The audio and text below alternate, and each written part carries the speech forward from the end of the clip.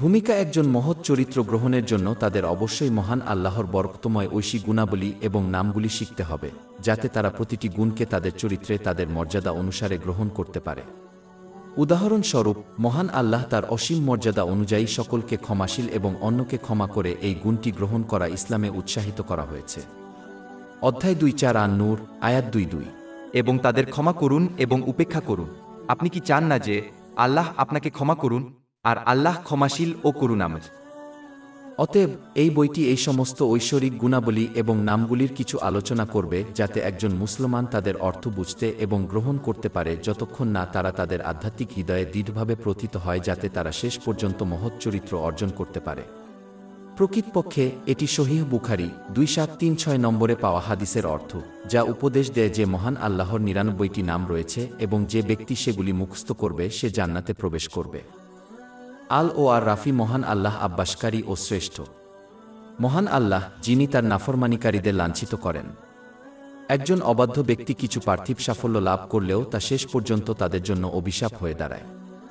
মহান আল্লাহ তায়ালা সেই ব্যক্তি যিনি তার আদেশ পালন করে, তার নিষেধ থেকে বিরত থেকে এবং ধৈর্যের সাথে ভাগ্যের মোকাবিলা করার মাধ্যমে তার আনুগত্যকারীদেরকে উঁচু করেন। এমনকি যদি একজন আনুগত্যকারী মুসলিম দুনিয়াতে পরীক্ষা এবং অসুবিধার সম্মুখীন হয়, তবে শেষ পর্যন্ত তারা উভয় জগতেই মহান আল্লাহ কর্তৃক উন্নীত হবে। অধ্যায় 3 আলে ইমরান, আয়াত 2:6। বলুন, হে আল্লাহ, সার্বভৌমত্বের মালিক, তুমি যাকে ইচ্ছা সার্বভৌমত্ব দান করো এবং যার কাছ থেকে চাও সার্বভৌমত্ব ছিনিয়ে না। তুমি যাকে ইচ্ছা সম্মান করো এবং যাকে ইচ্ছা নত করো। তোমার হাতেই সমস্ত মঙ্গল, তুমি সব বিষয়ে পারদর্শী। একজন মুসলমান যে এই ঐশ্বরিক নামটি বোঝে, সে তাই সৃষ্টিকে সন্তুষ্ট করার মাধ্যমে বা পার্থিব জিনিসের মাধ্যমে পার্থিব সাফল্য অন্বেষণ করবে না, যদি এটি মহান আল্লাহর অবাধ্যতার দিকে নিয়ে যায়। কারণ তারা জানে যে এই পথটি কেবল উভয় জগতে চূড়ান্ত লাঞ্ছনা ও অসম্মানের দিকে নিয়ে যায়। একজন মুসলিমকে অবশ্যই এই ঐশী নামের উপর কাজ করতে হবে, যেগুলো মহান আল্লাহ তায়ালা উত্থাপন করেছেন, এবং যে জিনিসগুলোকে আল্লাহ অপদস্থ করেছেন সেগুলোকে অপছন্দ করে প্রশংসা করে। শুধু কথায় নয়, কর্মের মাধ্যমে এটা দেখাতে হবে। উদাহরণস্বরূপ, তাদের অবশ্যই পরকালের প্রশংসা করতে হবে, এর জন্য প্রস্তুত করার জন্য সক্রিয়ভাবে প্রচেষ্টা চালিয়ে।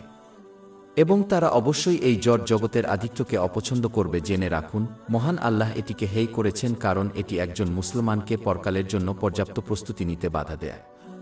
মহান আল্লাহকে সন্তুষ্ট করার লক্ষ্যে একজনের উচিত তাদের সমস্ত প্রচেষ্টার উচ্চ লক্ষ্য রাখা এবং পার্থিব আনন্দ অর্জন এবং উপভোগ করার মতো নিচু লক্ষ্য এবং শেষ লক্ষ্যগুলি গ্রহণ করা এড়িয়ে চলা। একজন ব্যক্তির মূল্য তাদের লক্ষ্যের সমান।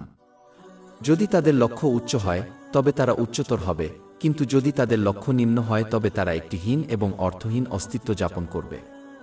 3 অধ্যায় 9:5, আয়াত 4-6। নিশ্চয়ই আমরা মানুষকে সর্বোত্তম মর্যাদায় সৃষ্টি করেছি, অতঃপর আমি তাকে সর্বনিম্ন স্তরে ফিরিয়ে দেই। ব্যতীত যারা ঈমান আনে ও সৎকাজ করে, তাদের জন্য রয়েছে নির্বচ্ছিন্ন পুরস্কার। আলিম মহান আল্লাহ সর্বজ্ঞ, কারণ আকাশমণ্ডলী হোক বা জমিনে দৃশ্যমান হোক বা না হোক, কিছুই তার জ্ঞানের বাইরে নেই। মহান আল্লাহর জ্ঞানের কোনো সীমা নেই, এর কোনো শুরু নেই এবং শেষ নেই, এবং এটি সহজাত অর্থ, কেউ তাকে তা দেয়নি। জ্ঞানের অধিকারী প্রত্যেক সৃষ্টিকে তা মহান আল্লাহ ছাড়া আর কেউ দান করেননি। সৃষ্টির জ্ঞান সীমিত এবং এর একটা শুরু আছে। মহান আল্লাহ সর্বদা একজনের বাহ্যিক ও অভ্যন্তরীণ সত্তা সম্পর্কে সম্পূর্ণ অবগত।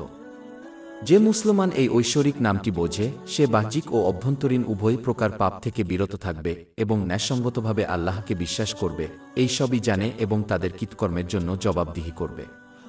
উপরন্তু তারা পার্থিব বিষয়গুলি সম্পর্কে জোর দেবে না যে মহান আল্লাহ তাদের সম্পর্কে সম্পূর্ণ অবগত আছেন এবং সঠিক সময়ে তাদের উত্তর দেবেন।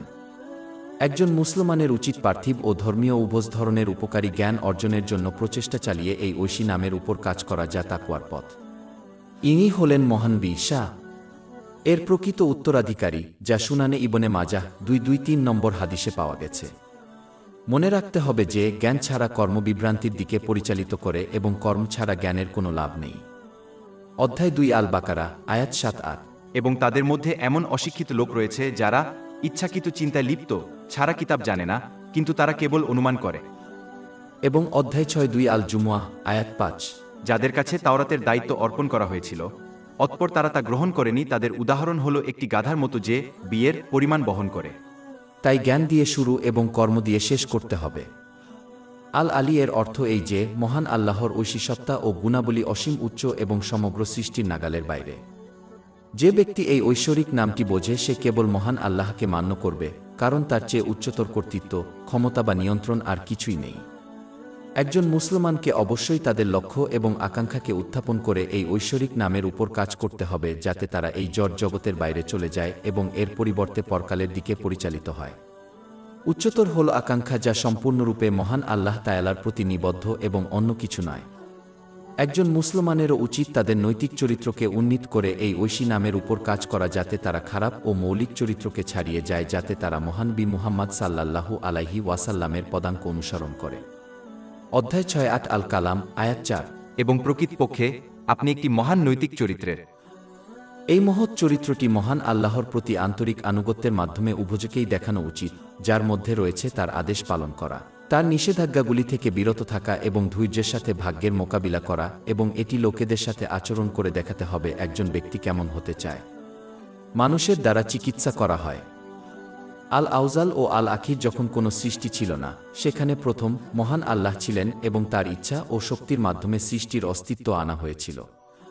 শেষটি এই সত্যটিকে নির্দেশ করতে পারে যে যখন সমস্ত সৃষ্টি প্রাণী ধ্বংস হয়ে যায়, তখন তিনি একাই সহ্য করবেন, যেমন তিনি করেছিলেন। অধ্যায় 5 আর রহমান, আয়াত 2-6-7। এর উপরে অর্থাৎ পৃথিবীর প্রত্যেকেই ধ্বংস হয়ে যাবে, আর সেখানেই থাকবে তোমার প্রভুর চেহারা, যিনি মহিমা ও সম্মানের মালিক। যে মুসলমান এই নামগুলি বোঝে সে নিশ্চিত করবে যে প্রত্যেকটি কাজ প্রথম মহান আল্লাহর সাথে সংযুক্ত রয়েছে, তাদের উদ্দেশ্য ও কর্ম সংশোধন করে। তারা মহান আল্লাহ তাআলার আন্তরিক আনুগত্যকে তাদের সকল বিষয়ে তাদের প্রথম অগ্রাধিকারে পরিণত করবে।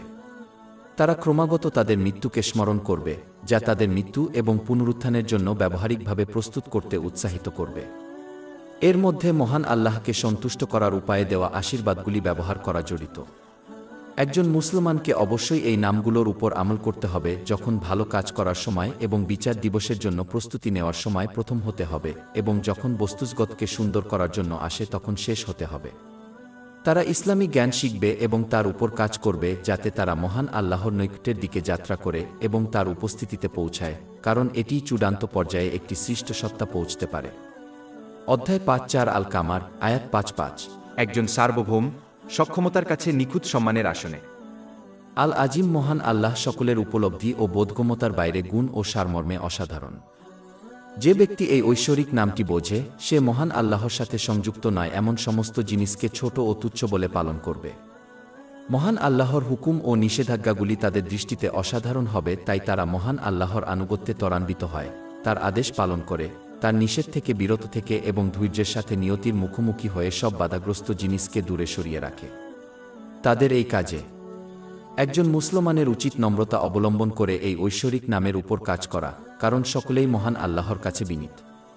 তাদের উচিত দুর্বলতার চিহ্ন না দেখিয়ে আল্লাহ মহান এবং সৃষ্টির প্রতি বিনা প্রদর্শন করা। প্রকৃতপক্ষে জামেআত তিরমিজি 2029 নম্বরে পাওয়া একটি হাদিস অনুসারে, যে ব্যক্তি মহান আল্লাহর সন্তুষ্টির জন্য নিজেকে বিনয়ী করে তাকে তিনি উত্থিত করবেন।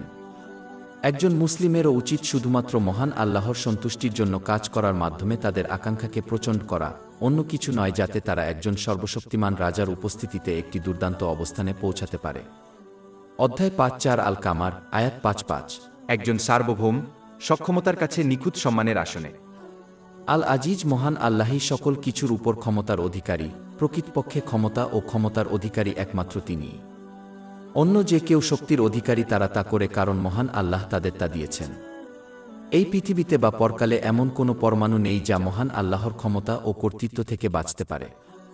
যেহেতু সমস্ত ক্ষমতা মহান আল্লাহর, তাই একজন মুসলিমের সর্বদা মনে রাখা উচিত যে সৎ কাজ করার এবং পাপ থেকে বিরত থাকার শক্তি একমাত্র মহান আল্লাহর কাছ থেকে আসে। এটি তাদের হৃদয়ে অহংকারের কোনো সুযোগ দূর করবে। একজন মানুষকে জাহান্নামে নিয়ে যাওয়ার জন্য একটি পরমাণুর মূল্যই যথেষ্ট। এটি সহিহ মুসলিম 266 নম্বরে পাওয়া একটি হাদিসে নিশ্চিত করা হয়েছে। যে ব্যক্তি তাদের বিশ্বাস শক্তিশালী হতে চায় তাকে সর্বশক্তিমান মহান আল্লাহকে মানতে হবে। তবেই তাদের দৃঢ় বিশ্বাস দেওয়া হবে, যা তাদের সমস্ত অসুবিধা কাটিয়ে উঠতে সাহায্য করবে, যাতে তারা এই পৃথিবী ছেড়ে চলে যায় যখন মহান আল্লাহ তাদের প্রতি সন্তুষ্ট হন। প্রকৃত আনুগত্য একমাত্র মহান নবী হযরত মুহাম্মদ এর পদাঙ্ক অনুসরণের মধ্যেই নিহিত।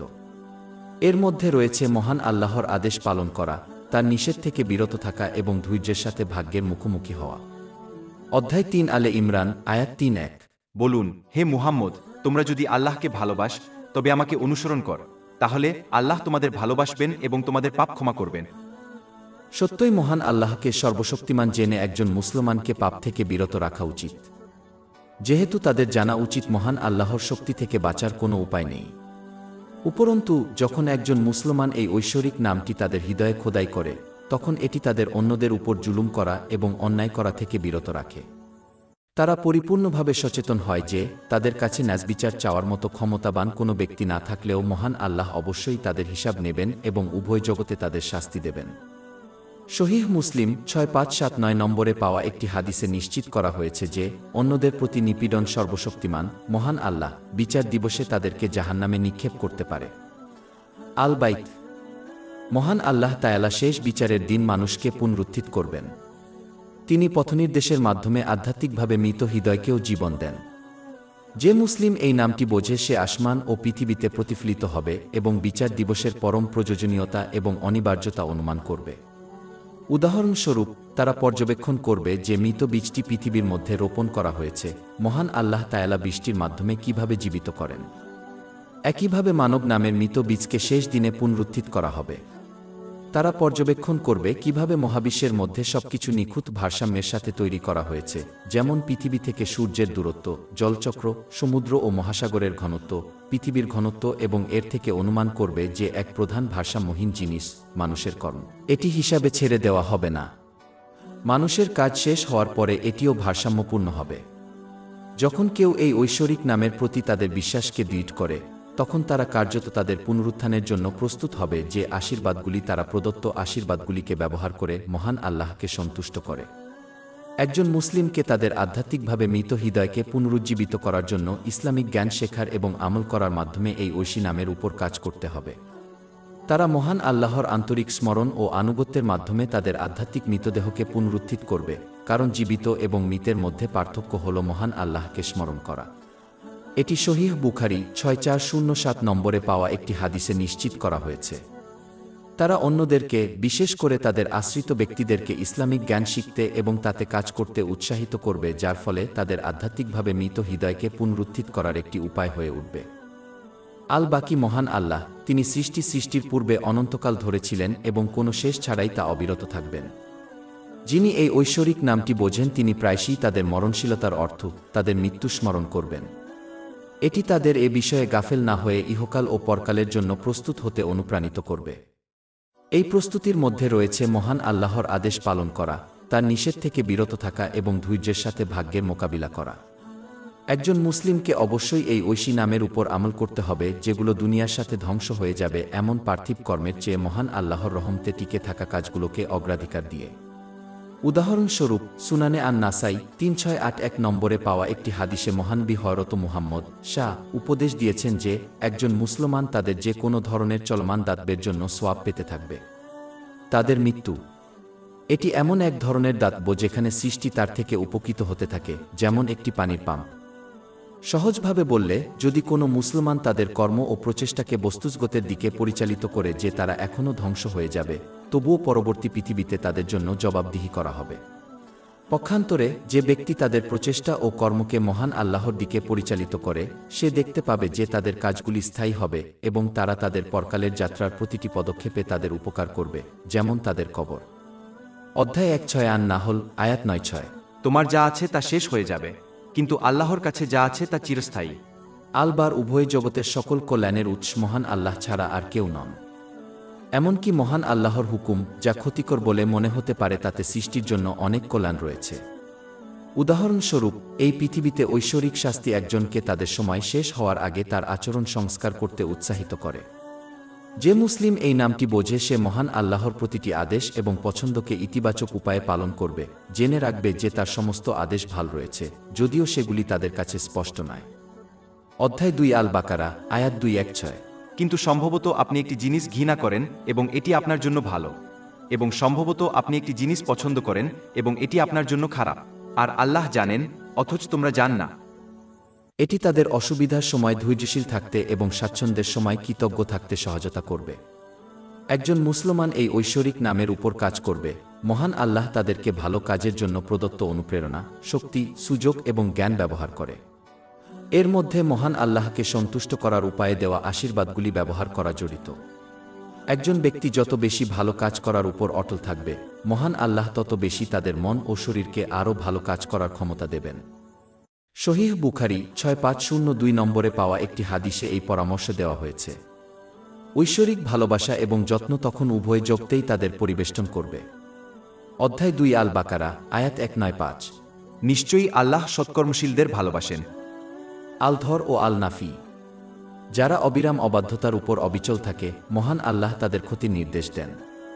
তবে এই ক্ষতির মধ্যেও অনেক কল্যাণ রয়েছে, যেমন বিচার দিবসে পৌঁছানোর আগে নিজের পাপ মুছে ফেলা। এটি সহিহ মুসলিম 6561 নম্বরে পাওয়া একটি হাদিসে নিশ্চিত করা হয়েছে। যে মুসলমান এই ঐশ্বরিক নামটি বোঝে, সে মহান আল্লাহর কাছ থেকে উপকার পেতে এবং আন্তরিক আনুগত্যের মাধ্যমে ক্ষতি এড়াতে চেষ্টা করবে। একজন মুসলিমকে অবশ্যই এই ঐশ্বরিক নামের উপর কাজ করতে হবে, অন্যদের থেকে তাদের ক্ষতিকে দূরে রেখে এবং শুধুমাত্র তাদের সামর্থ্য অনুযায়ী সুবিধা প্রদান করে। সুনানে আন নাসাই 4998 নম্বরে পাওয়া একটি হাদিস অনুসারে এটি প্রকৃতপক্ষে একজন প্রকৃত মুমিনের বৈশিষ্ট্য।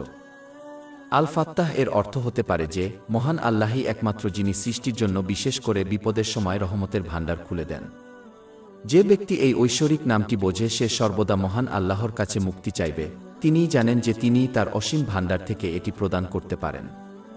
এটি পাওয়ার একমাত্র উপায় হল মহান আল্লাহর হুকুম পালনের মাধ্যমে আন্তরিক আনুগত্য করা, তার নিষেধ থেকে বিরত থাকা এবং ধৈর্যের সাথে ভাগ্যের মোকাবিলা করা। অধ্যায় 65 এ তালাক, আয়াত 2। আর যে আল্লাহকে ভয় করে, তিনি তার জন্য মুক্তির পথ করে দেবেন। মহান আল্লাহকে অমান্য করা এবং তারপর তার কাছে কঠিন পরিস্থিতির মধ্য দিয়ে একটি পথ খোলার আশা করা কেবল বোকামি। একজন মুসলমানের উচিত এই স্বর্গীয় নামের উপর কাজ করা উচিত, তাদের জন্য সহজ এবং খোলার ব্যবস্থা করে, যারা তাদের কাছে থাকা উপায় অনুযায়ী মানসিক, শারীরিক এবং আর্থিক সহায়তার মতো কষ্টের সম্মুখীন হয়।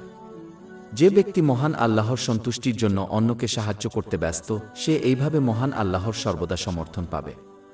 এটি সহিহ মুসলিম 6853 নম্বরে পাওয়া একটি হাদিসে নিশ্চিত করা হয়েছে।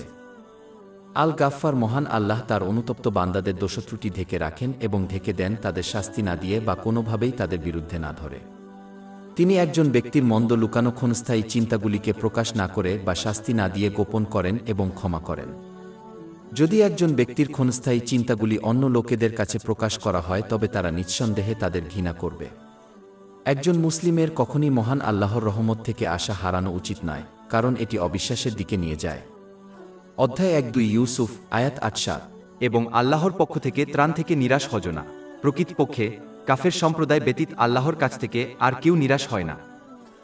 একজন মুসলমানের বোঝা উচিত যে মহান আল্লাহর ক্ষমা সীমাহীন এবং তাদের পাপ সর্বদা সীমিত থাকবে।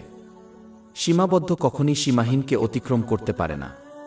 কিন্তু এটা মনে রাখা জরুরি যে এটা তার জন্য প্রযোজ্য যে আন্তরিকভাবে অনুতপ্ত হয়, তার জন্য নয় যে ব্যক্তি পাপ করতে থাকে এই বিশ্বাস করে যে তাদের ক্ষমা করা হবে। এটা নিছক ইচ্ছাপূর্ণ চিন্তা, মহান আল্লাহর ক্ষমার প্রকৃত আশা নয়। আন্তরিক অনুশোচনার মধ্যে রয়েছে অনুশোচনা বোধ করা, মহান আল্লাহর কাছে ক্ষমা চাওয়া এবং প্রয়োজনে মানুষের কাছ থেকে একই বা অনুরূপ পাপ থেকে পুনরায় বিরত থাকার আন্তরিক প্রতিশ্রুতি দেওয়া এবং মহান আল্লাহর সম্মানে লঙ্ঘিত যে কোনো অধিকার পূরণ করা। মানুষ মুসলমানদের উচিত অন্যের ভুল উপেক্ষা করে এবং ক্ষমা করে এই আশীর্বাদপূর্ণ ঐশী নামের উপর কাজ করা। এটা বোঝা যৌক্তিক যে কেউ যদি মহান আল্লাহর ক্ষমা চায়, তবে তার উচিত অন্যকে ক্ষমা করতে শেখা। অধ্যায় 2-4 আন-নূর, আয়াত 2-2। এবং তাদের ক্ষমা করুন এবং উপেক্ষা করুন। আপনি কি চান না যে আল্লাহ আপনাকে ক্ষমা করুন? আর আল্লাহ ক্ষমাশীল ও করুণাময়। পরিশেষে মহান আল্লাহ যেমন একজন ব্যক্তির মন্দ লুকানো ক্ষণস্থায়ী চিন্তাগুলিকে গোপন করেন, একজন মুসলিমকে যখন উপযুক্ত হয় অন্যের দোষ গোপন করতে হবে। এর ফলে মহান আল্লাহ তাদের দোষত্রুটি গোপন করবেন। এটি সহিহ মুসলিম 6853 নম্বরে পাওয়া একটি হাদিসে উপদেশ দেওয়া হয়েছে। আল গনি, মহান আল্লাহ কোনো কিছুর প্রয়োজনের মধ্যে ধনী, যেখানে সৃষ্টিগুলি দরিদ্র এবং সম্পূর্ণরূপে তার প্রয়োজন। যে মুসলিম এই ঐশ্বরিক নামটি বোঝে, সে মহান আল্লাহর কাছে তার আদেশ পালন করে, তার নিষেধ থেকে বিরত থেকে এবং ধৈর্যের সাথে ভাগ্যের মোকাবিলা করার মাধ্যমে আন্তরিক আনুগত্যের মাধ্যমে সমস্ত কিছু চাইবে। তারা বুঝবে যে পার্থিব ও দিনী সমৃদ্ধি যা কোনো প্রকার ত্রুটি বিচ্যুতি মুক্ত একমাত্র মহান আল্লাহর আন্তরিক আনুগত্যের মাধ্যমেই অর্জিত হতে পারে।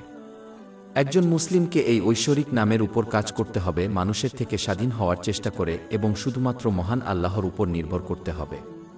প্রকৃতপক্ষে বস্তুগত জগত এবং মানুষের সম্পদ থেকে স্বাধীন হওয়া সুনানে ইবনে মাজা 4102 নম্বরে পাওয়া একটি হাদিস অনুসারে মহান আল্লাহর প্রতি ভালোবাসা এবং মানুষের ভালোবাসার দিকে পরিচালিত করবে। এটি অর্জিত হয় যখন কেউ ব্যবহার করে তাদের জন্য সুস্বাস্থ্যের মতো আশীর্বাদগুলি দেওয়া হয়েছে, যাতে তারা তাদের চাহিদা এবং তাদের নির্ভরশীলদের চাহিদা আইনত পূরণ করতে পারে এবং তাদের জন্য এই দায়িত্ব পালনের জন্য সরকারের মতো অন্যদের উপর নির্ভর করে অলসতা পরিহার করে। আল হাদি মহান আল্লাহ, তিনিই তার বান্দাদেরকে সেই দিকে পরিচালিত করেন যা তাদের উভয় জগতের জন্য উপকারী এবং যা তাদের ক্ষতি করে তা থেকে তাদের পথ দেখান। অধ্যায় ৯ আশ-শামস, আয়াত ৮। এবং এর দুষ্টতা এবং এর ধার্মিকতা বিচক্ষণতার সাথে এটিকে অনুপ্রাণিত করেছিল। যে মুসলমান এই ঐশ্বরিক নামটি বোঝে, সে পবিত্র কুরআনের শিক্ষা এবং মহানবী হযরত মুহাম্মদ এর ঐতিহ্যের মাধ্যমে মহান আল্লাহ ছাড়া অন্য কারো কাছ থেকে পার্থিব ও ধর্মীয় বিষয়ে দিকনির্দেশনা লাভ করবে। যে অন্য কিছু থেকে হেদায়েত চায় সে স্থায়ী সফলতা পাবে না। একজন মুসলমানের উচিত অন্যদেরকে মহান আল্লাহর আনুগত্যের দিকে পরিচালিত করে এবং তাদের জ্ঞান অনুযায়ী পার্থিব ও ধর্মীয় উভয় বিষয়ে যা তাদের জন্য উপকারিতা নির্দেশ করে এই ঐশী নামের উপর কাজ করা। এটি নিশ্চিত করবে যে তারা সত্যিকারের বিশ্বাসী হয়ে উঠবে, অর্থ যে অন্যদের জন্য পছন্দ করে যা তারা নিজের জন্য চায়। জামে আত-তিরমিজি 2515 নম্বরে পাওয়া একটি হাদিসে এর পরামর্শ দেওয়া হয়েছে।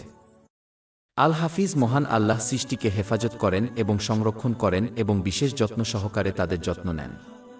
তিনি শয়তানের চক্রান্ত এবং ফাঁদ থেকে আনুগত্যকারীদের রক্ষা করেন এবং তিনি অবাধ্যদেরকে তার তাৎক্ষণিক শাস্তি থেকে রক্ষা করেন যাতে তাদের আন্তরিকভাবে অনুতপ্ত হওয়ার সুযোগ দেওয়া হয়।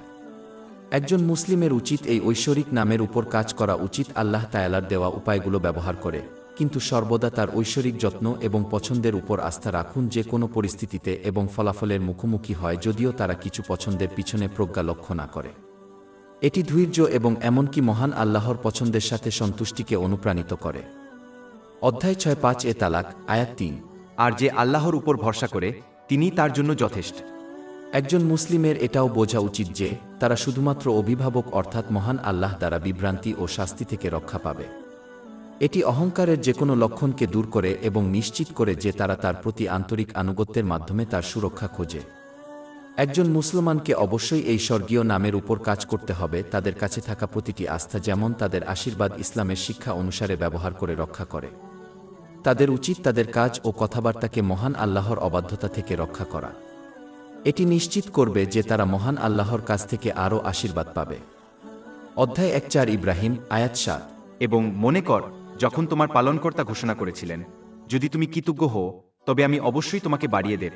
আল হাকাম ও আল আদল পরবর্তী ঐশ্বরিক নামটি হল আল হাকাম আল আদল, যার অর্থ বিচারক এবং ন্যায়পরায়ণ। মহান আল্লাহ, যিনি তার সৃষ্টির কর্মের বিচার করেন এবং সব কিছুর ফলাফল ন্যায়সঙ্গতভাবে বেছে নেন। যে মুসলিম বোঝে যে মহান আল্লাহ শুধুমাত্র ন্যায়ের সাথে কাজ করেন, তিনি সর্বদা তার পছন্দের প্রতি সন্তুষ্ট থাকবেন এবং তাই কষ্টকর পরিস্থিতিতে ধৈর্য ও কৃতজ্ঞতা প্রদর্শন করবেন। যে ন্যায়পরায়ণতার বিধানে সন্তুষ্ট সে ইহকাল ও পরকালে শান্তি পাবে। একজন মুসলিমকে অবশ্যই নিজের সাথে এবং অন্যদের বিষয়ে সর্বদা ন্যায়বিচারের সাথে কাজ করে এই ঐশী নামের উপর কাজ করতে হবে।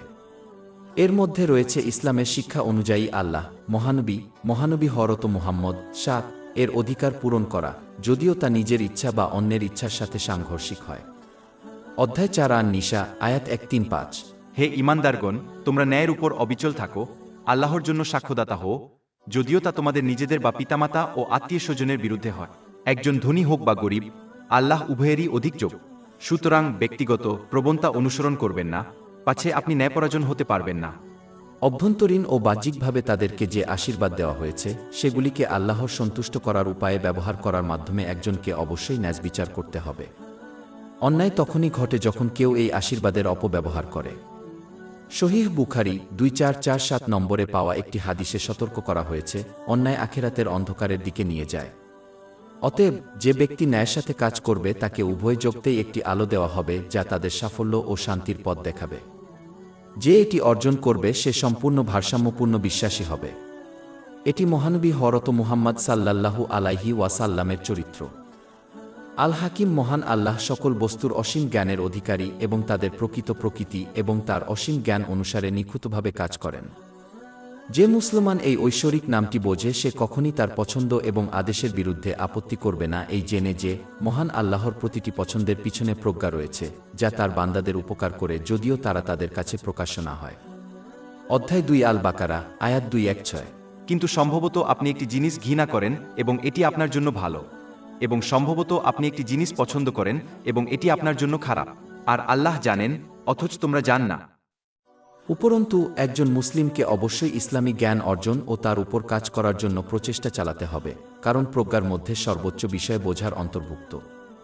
একজন মুসলমানের উচিত তাদের জ্ঞান ও আশীর্বাদ ব্যবহার করে মহান আল্লাহর নির্দেশ অনুযায়ী এই ঐশ্বরিক নামের উপর কাজ করা, যাতে তারা উভয় জগতের নিজের এবং অন্যদের উপকার করতে পারে।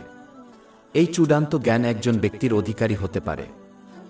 আল হালিম, মহান আল্লাহ উদারতার কারণে শাস্তির যোগ্য ব্যক্তিকে তাড়াহুড়া করেন না। পরিবর্তে তিনি তাদের আন্তরিকভাবে অনুতপ্ত হওয়ার এবং তাদের আচরণ সংশোধন করার সুযোগ দেন। অধ্যায় 1 আন নাহল, আয়াত 6-1।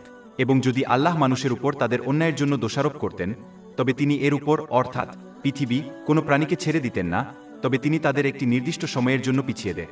আর যখন তাদের মেয়াদ এসে যাবে, তখন তারা 1 ঘন্টাও পিছিয়ে থাকবে না এবং অগ্রসরও হবে না।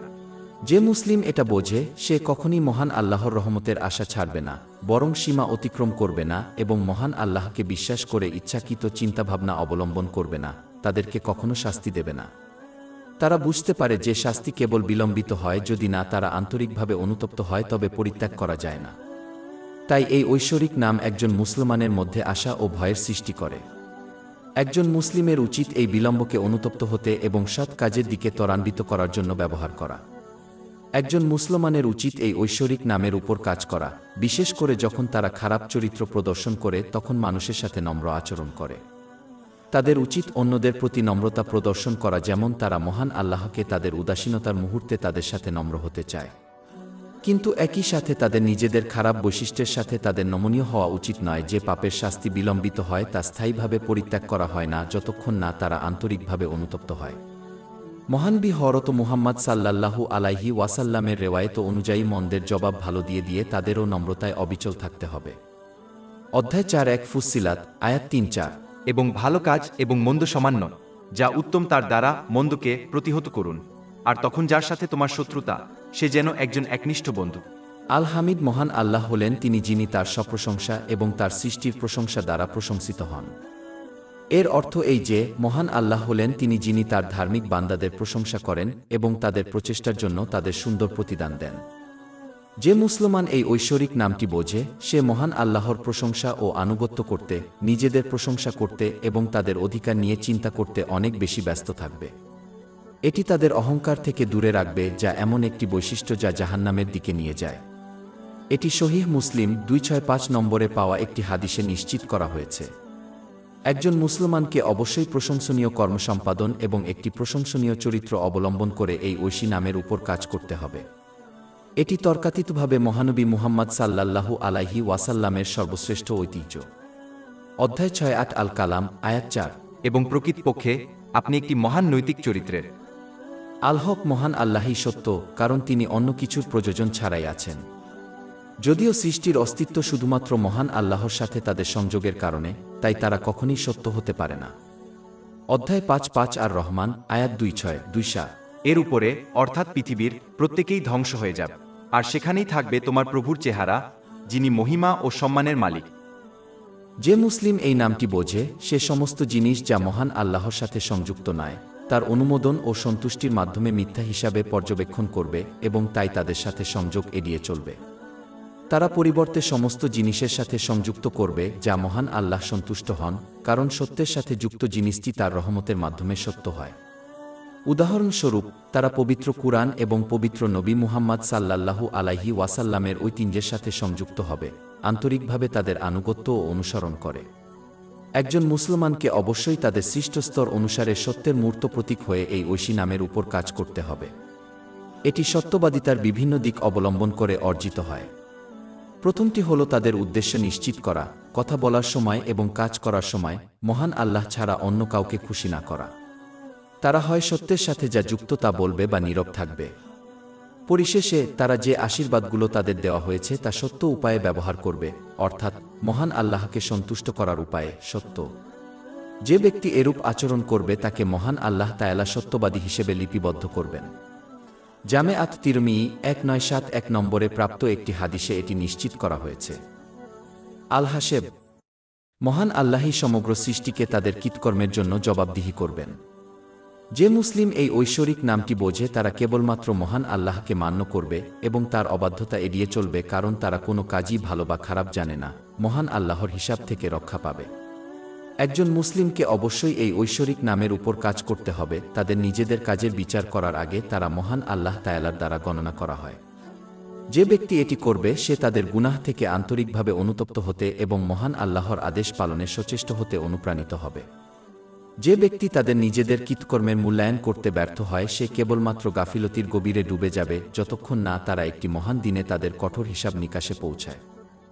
আল জব্বারের অর্থ যিনি একটি কাজ সম্পন্ন করার জন্য অতুলনীয় শক্তি প্রয়োগ করেন। এটা মহান আল্লাহ তাআলার জন্য, কারণ মহান আল্লাহ ছাড়া কোনো শক্তি নেই। যখন একজন মুসলিম প্রকৃতপক্ষে আল্লাহকে জানে, মহান, বাধ্যতামূলক, তখন তারা সৃষ্টির মধ্যে কোনো কিছুর ভয় করবে না, কারণ একমাত্র ইচ্ছা যা কার্যকর হয় তা হল মহান আল্লাহর ইচ্ছা। উপরন্তু এই ঐশ্বরিক নামটি মুসলমানদের আশা দেয়, কারণ তারা জানে যে যতদিন তারা আল্লাহর প্রতি আনুগত্যশীল থাকবে ততক্ষণ তারা যতই সমস্যার সম্মুখীন হোক না কেন তার আদেশ পালন করে, তার নিষেধাজ্ঞাগুলি থেকে বিরত থেকে এবং ধৈর্যের সাথে ভাগ্যের মোকাবিলা করার মাধ্যমে তিনি তা দেবেন। তারা কোনো না কোনোভাবে সফল হয়। সৃষ্টির কোনো শক্তিই তা ঠেকাতে পারবে না। অধ্যায় 6:5 এ তালাক, আয়াত 2। আর যে আল্লাহকে ভয় করে তিনি তার জন্য মুক্তির পথ করে দেবেন। এই ঐশ্বরিক নামের প্রতিফলনও পাপ থেকে বিরত থাকে।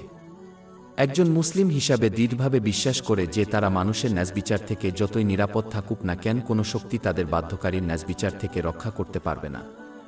একজন মুসলিমের উচিত সর্বাবস্থায় মহান আল্লাহর আনুগত্য করতে বাধ্য করে এবং মহান আল্লাহর শাস্তির পেছনের অতুলনীয় শক্তির ভয়ে তাদের মন্দ ইচ্ছাকে জয় করে এই ঐশী নামের উপর কাজ করা। কোনো অশুভ জিনিস মহান আল্লাহর একজন আনুগত্যকারী বান্দাকে জয় করতে পারে না, কারণ তাদেরকে সরাসরি বাধ্যকারীর কাছ থেকে শক্তি প্রদান করা হয়। অধ্যায় 1:5 আল হিজর, আয়াত 4-2। নিশ্চয় আমার বান্দারা, তাদের উপর তোমার কোনো কর্তৃত্ব থাকবে না। আল জালিল এটি অসীম মহত্ব এবং শক্তির গুণাবলী নির্দেশ করে। যে মুসলমান এই ঐশ্বরিক নামটি বোঝে তারা তাদের সারাদিন সর্বদা মহান আল্লাহকে ভয় করবে, যা তাদেরকে তার আদেশ পালন করে, তার নিষেধ থেকে বিরত থেকে এবং ধৈর্যের সাথে ভাগ্যের মুখোমুখি হয়ে তার আনুগত্যে অবিচল থাকতে অনুপ্রাণিত করবে। একজন মুসলমানের উচিত সকল নিজ কাজ ও বৈশিষ্ট্যকে প্রত্যাখ্যান করে এই খোদাই নামের উপর আমল করা এবং এর পরিবর্তে উচ্চ বৈশিষ্ট্য গ্রহণ করা। এটি তর্কাতীতভাবে মহানবী মুহাম্মদ সাল্লাল্লাহু আলাইহি ওয়াসাল্লামের সর্বশ্রেষ্ঠ ঐতিহ্য। অধ্যায় 6:8 আল কালাম, আয়াত 4। এবং প্রকৃতপক্ষে আপনি একটি মহান নৈতিক চরিত্রের।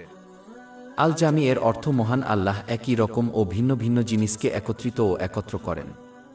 উদাহরণস্বরূপ, তিনি এই পৃথিবীতে মানুষকে একত্রিত করেছেন এবং বিচারের দিন তা করবেন।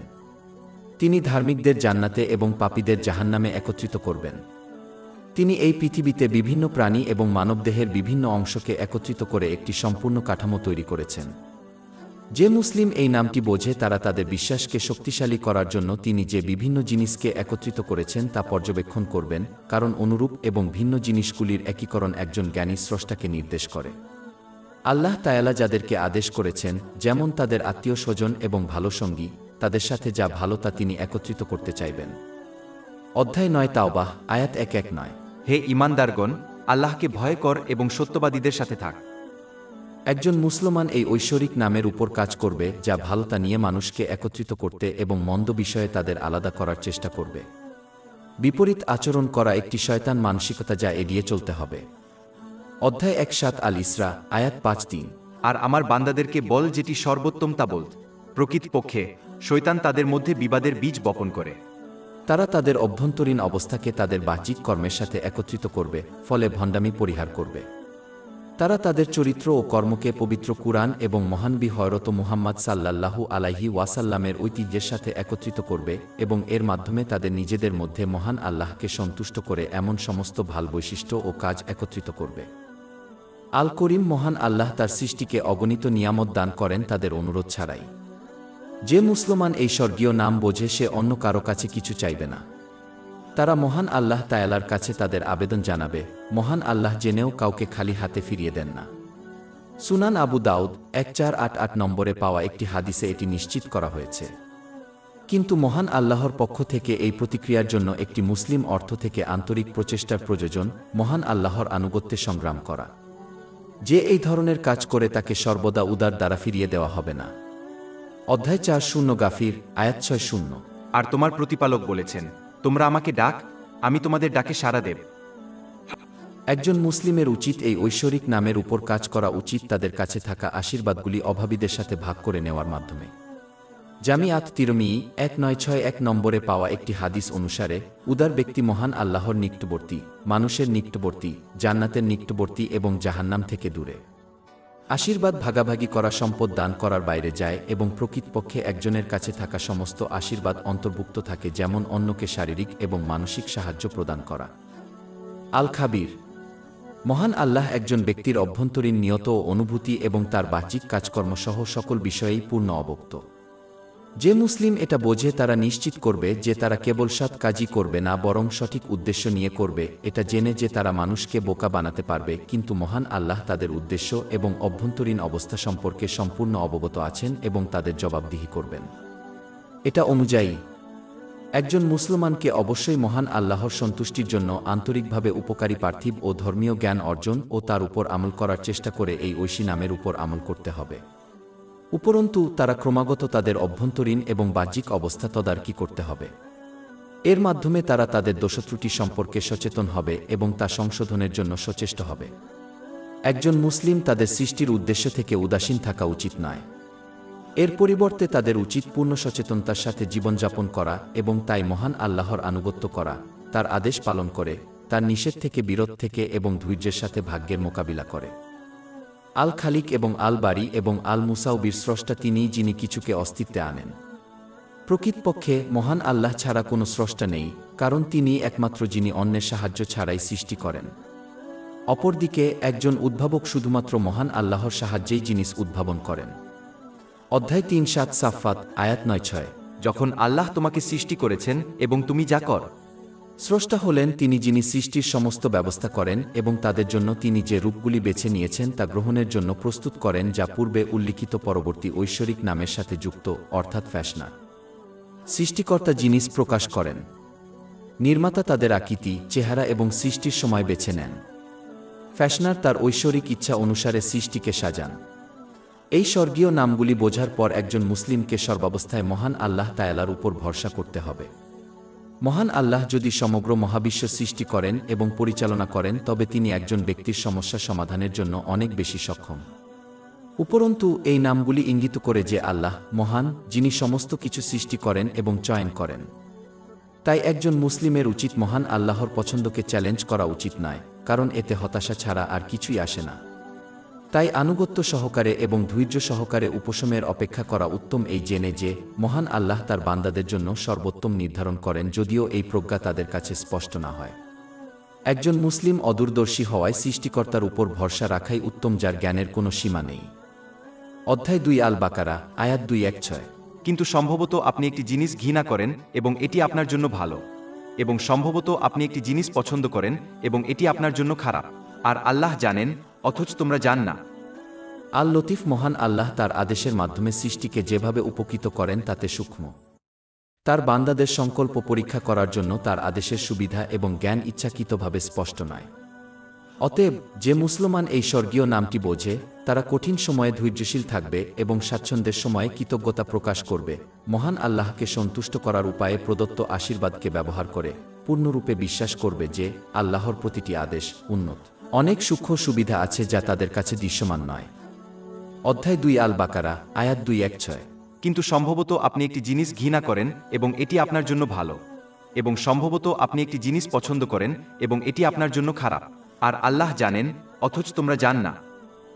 একজন মুসলমানকে অবশ্যই এই ঐশ্বরিক নামের উপর কাজ করতে হবে। তারা যে ভালো কাজগুলো করে থাকে তাতে সূক্ষ্মভাবে কাজ করে এবং প্রদর্শন এড়াতে যেখানেই সম্ভব গোপন রেখে।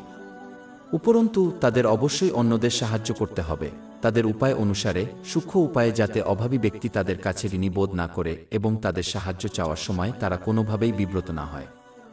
অথবা সাহায্যকারীর কখনোই অন্যদের সাহায্যের কথা মনে করিয়ে দেওয়া উচিত নয়, কারণ এটি সূক্ষ্মভাবে অন্যদের সাহায্য করার বিরোধিতা করে। আল মালিক এর অর্থ হল মহান আল্লাহ, যিনি সকল সার্বভৌমত্বের অধিকারী, যা সকল ত্রুটিমুক্ত। এটি এমন এক সার্বভৌমত্ব যার কোনো শুরু নেই, শেষ নেই, কোনো হ্রাস নেই এবং কোনো সীমা নেই।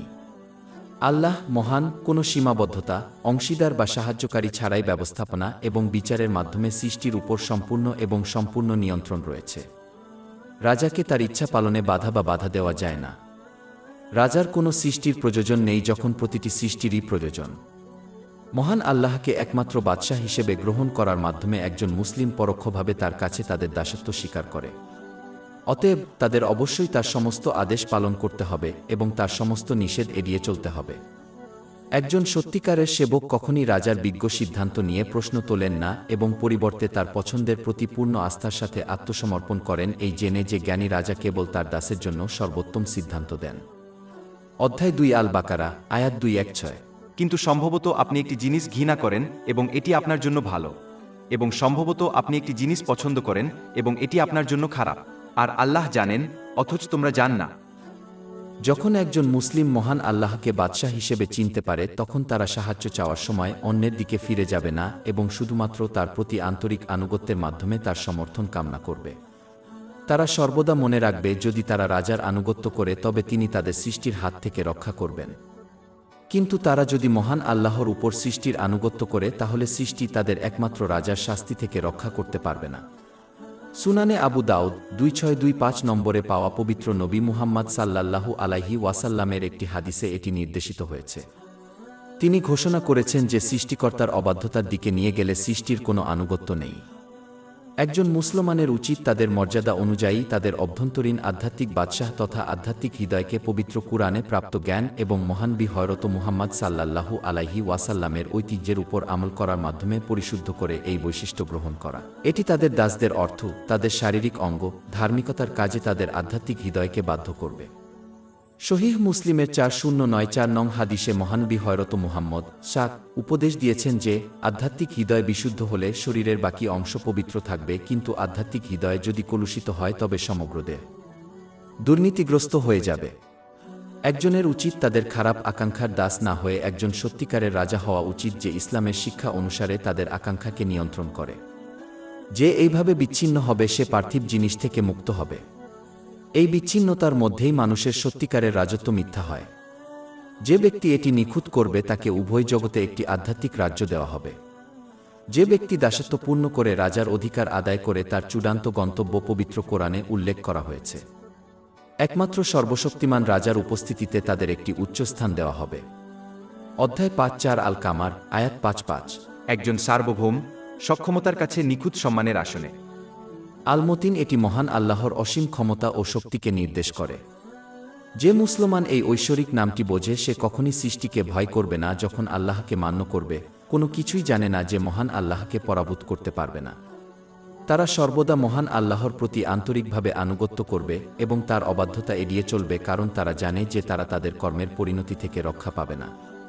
তারা তাদের প্রদত্ত অবকাশ দ্বারা প্রতারিত হবে না এবং পরিবর্তে তাদের উপায় সংশোধন করার জন্য এই সময় ব্যবহার করবে।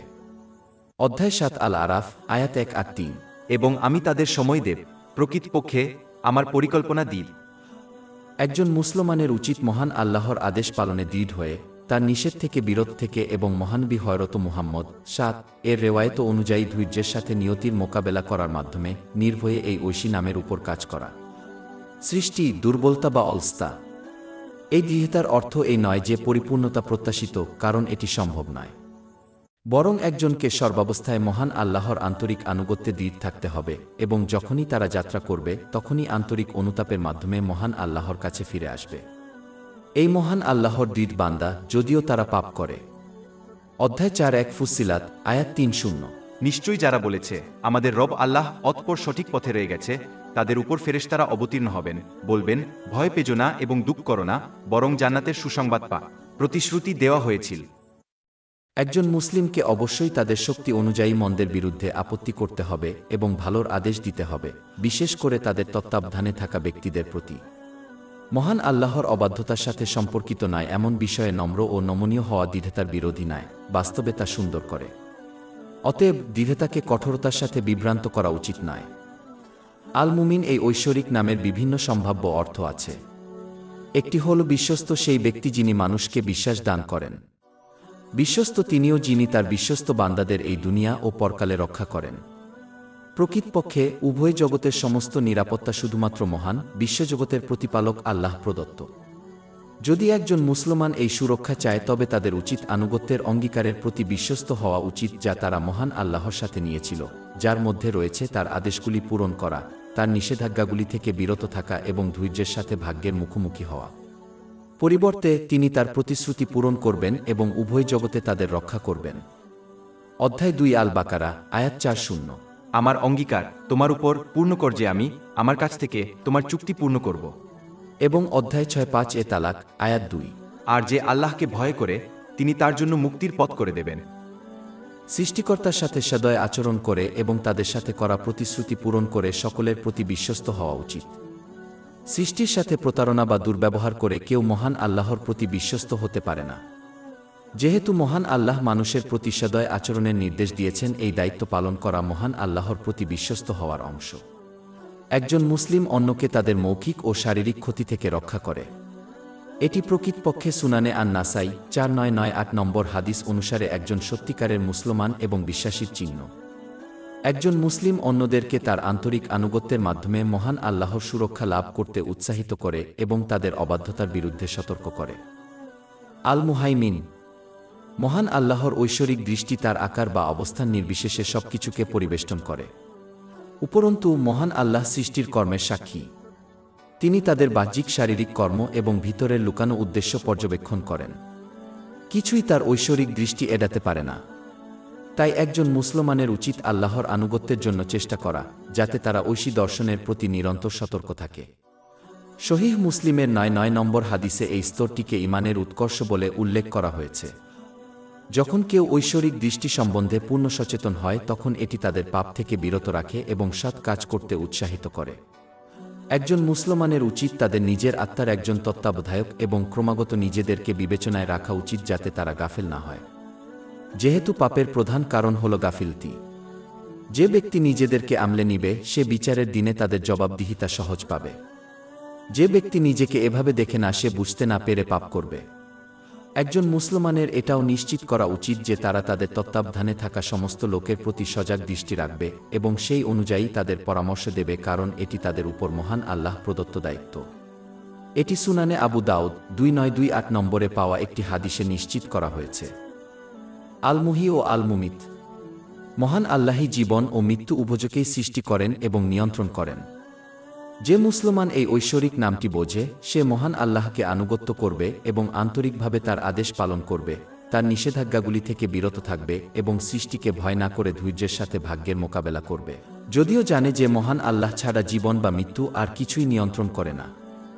উপরন্তু একজন মুসলিম যে এই সত্যকে স্বীকার করবে, সে বুঝতে পারবে যে মহান আল্লাহ যেমন প্রত্যেক সৃষ্টির শুরু এবং শেষ বেছে নিয়েছেন, তিনিও এর মধ্যে যা কিছু ঘটে তার সবকিছু বেছে নিয়েছেন।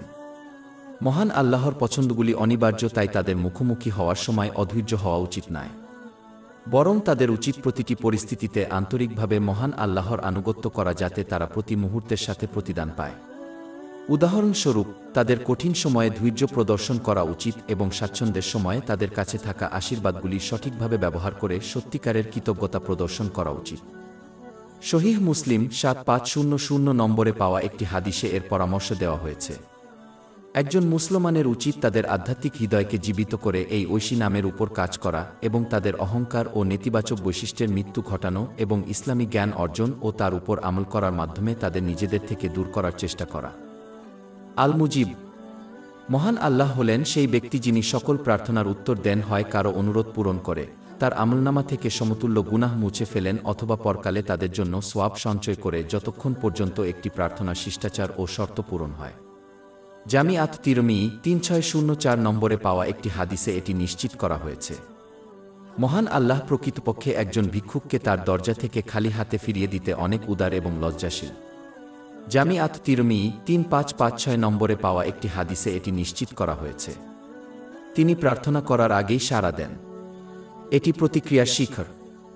যে মুসলিম এই ঐশ্বরিক নামটি বোঝে, সে মহান আল্লাহর কাছে প্রার্থনা করতে থাকবে এবং কখনো উত্তরের আশা ছাড়বে না।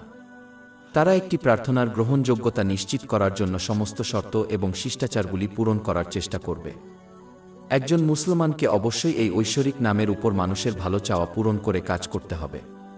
প্রকৃতপক্ষে শামাইল তিরমিজি 335 নম্বরে পাওয়া একটি হাদিস পরামর্শ দেয় যে মহানবী হযরত মুহাম্মদ শাক কখনই কাউকে ভালো কিছু চাওয়া হলে তাকে প্রত্যাখ্যান করেননি। আল মুনতাকিম, যারা তার দুর্বল বান্দাদের উপর অত্যাচার করে তাদের উপর মহান আল্লাহ প্রতিশোধ নেন, কারণ তারা নিজেদের রক্ষা করার বা প্রতিশোধ নেওয়ার ক্ষমতা রাখে না।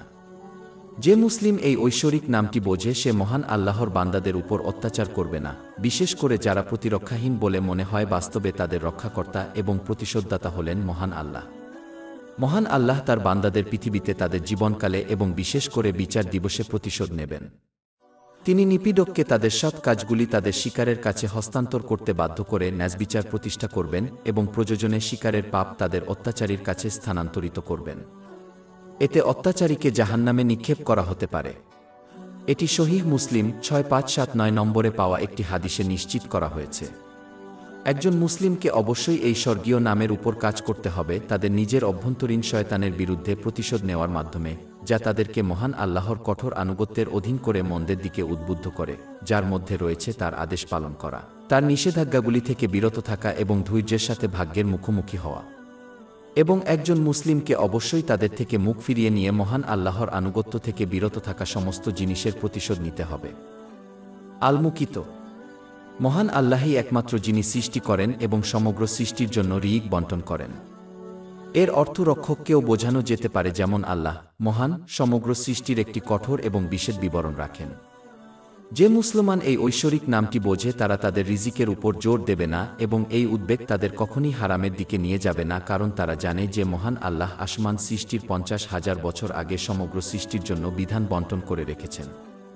পৃথিবী সহিহ মুসলিমের 6748 নম্বর হাদিসে এটি নিশ্চিত করা হয়েছে। এতদিন আগে একজন ব্যক্তির রিজিক যখন তাদের উপর অর্পণ করা হয়েছিল তখন কিভাবে তাদের এড়ানো যায়? দেহের জন্য যেভাবে রিজিক প্রয়োজন সেইভাবে আত্মারও প্রয়োজন। মহান আল্লাহই একমাত্র এই রিজিক প্রদান করেন যা তার আদেশ পালন করে, তার নিষেধ থেকে বিরত থেকে এবং ধৈর্যের সাথে ভাগ্যের মোকাবিলা করার মাধ্যমে তার প্রতি আন্তরিক আনুগত্যের মাধ্যমে অর্জিত হয়। একজন মুসলমানকে ইসলামের শিক্ষা অনুযায়ী তাদের তত্ত্বাবধানে থাকা ব্যক্তিদের জন্য তাদের দায়িত্ব পালনের মাধ্যমে এই ঐশী নামের উপর কাজ করতে হবে। একজন মুসলিমের উচিত অন্যদেরকে বৈধ উপায়ে শারীরিক ও আধ্যাত্মিক উভয় প্রকার বিধান লাভের জন্য উৎসাহিত করা। আল-মুতাকাবির, অহংকার শুধুমাত্র মহান আল্লাহর জন্য, তার সর্বোচ্চ ও অসীম মহিমা ও মহিমার কারণে, যা কোনো ত্রুটি বা ত্রুটিমুক্ত। কোনো সৃষ্টিরই গর্ব করা উচিত নয়, কারণ বাস্তবে তাদের গর্ব করার মতো কিছু নেই।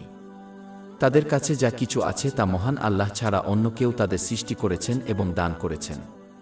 অনুপ্রেরণা, জ্ঞান, শক্তি এবং ভালো কাজ করার এবং পাপ থেকে বিরত থাকার সুযোগ শুধুমাত্র মহান আল্লাহর কাছ থেকে আসে। অহংকার পরিহার করতে হবে, কারণ যার কাছে এক অনুপরিমাণও আছে সে জাহান্নামে প্রবেশ করবে। এটি সহিহ মুসলিম 266 নম্বরে পাওয়া একটি হাদিসে নিশ্চিত করা হয়েছে। যেহেতু গর্বিত হওয়া শুধুমাত্র মহান আল্লাহ তাআলার উপযুক্ত, তাই মুসলমানদের উচিত নম্রতা অবলম্বন করা। এই নম্রতা প্রদর্শন করা উচিত মহান আল্লাহর নির্দেশ পালন করে, তার নিষেধ থেকে বিরত থেকে এবং ধৈর্যের সাথে ভাগ্যের মোকাবিলা করার মাধ্যমে। এটি মহান আল্লাহর দাসত্বের একটি গুরুত্বপূর্ণ দিক, যা একজন মুসলমানের কাছে পৌঁছাতে পারে এমন সর্বশ্রেষ্ঠ অবস্থান। যে ব্যক্তি মহান আল্লাহর সন্তুষ্টির জন্য এমন নম্রতা প্রদর্শন করবে, তিনি তাকে মর্যাদায় উন্নীত করবেন। এটি সহিহ মুসলিম 6592 নম্বরে পাওয়া একটি হাদিসে নিশ্চিত করা হয়েছে। মহান আল্লাহর সন্তুষ্টির জন্য একজনকে অন্যের প্রতি দুর্বলতা ছাড়াই নম্রতা প্রদর্শন করা উচিত এবং তাদের জীবনের শেষ পরিণতি হিসাবে নিজেকে অন্যদের থেকে শ্রেষ্ঠ বলে বিশ্বাস করা উচিত নয়। অন্যদের অজানা নম্রতার একটি দিক হল সত্যকে গ্রহণ করা এবং তা কার কাছ থেকে আসে তা নির্বিশেষে তার উপর কাজ করা। আল-কাবিদ ও আল-বাসিত এর অর্থ হতে পারে যে মহান আল্লাহই একমাত্র যিনি পরীক্ষা ও পরীক্ষার মাধ্যমে কারো জীবন ও রিজিকের চুক্তি করেন, এবং তিনি একমাত্র যিনি ঐশ্বরিক আশীর্বাদ এবং অসুবিধা থেকে মুক্তির মাধ্যমে এই জিনিসগুলিকে প্রসারিত করতে পারেন। প্রতিটি ক্ষেত্রে মহান আল্লাহ তার বান্দাদের জন্য যা তাদের জন্য সর্বোত্তম তা প্রদান করেন। উদাহরণস্বরূপ, কারো বিশ্বাস তখনই দৃঢ় থাকবে যদি তাদের জীবন সংকুচিত হয়, কারণ যদি তারা সম্প্রসারণের সময়ে পৌঁছে যায় তবে তারা সীমার বাইরে চলে যাবে, যা তাদের জাহান্নামে নিয়ে যাবে। বিপরীতভাবে কারো কারো বিশ্বাস তখনই দৃঢ় থাকবে যদি তারা জীবনের সম্প্রসারণ অনুভব করে, কারণ অসুবিধা তাদের বিশ্বাসকে নড়বড়ে হতে পারে, যা অধৈর্যতা সৃষ্টি করে এবং তাদেরকে জাহান্নামে নিয়ে যেতে পারে। অধ্যায় 2 আল বাকারা, আয়াত 216।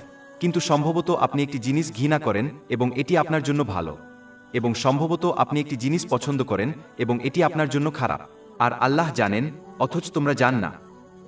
যে ব্যক্তি আন্তরিকভাবে তার আনুগত্য করতে ব্যর্থ হয়, আল্লাহ তার জীবনকে সংকুচিত করেন, এবং যে তার আনুগত্য করে তার জীবনকে প্রসারিত করেন, এমনকি যদি তারা অসুবিধার সম্মুখীন হয়।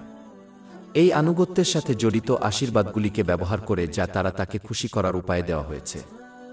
অধ্যায় 16 আন নাহল, আয়াত 9-7। যে ব্যক্তি সৎকাজ করবে, সে পুরুষ হোক বা নারী, সে ঈমানদার অবস্থায়, আমি তাকে অবশ্যই উত্তম জীবন দান করব এবং অবশ্যই তাদের প্রতিদান দেব পরকালে, তারা যা করত তার সর্বোত্তম প্রতিদান। এবং অধ্যায় 20 নহা, আয়াত 1-2-4। আর যে আমার স্মরণ থেকে মুখ ফিরিয়ে নেবে, তার জীবন হবে হতাশাগ্রস্ত।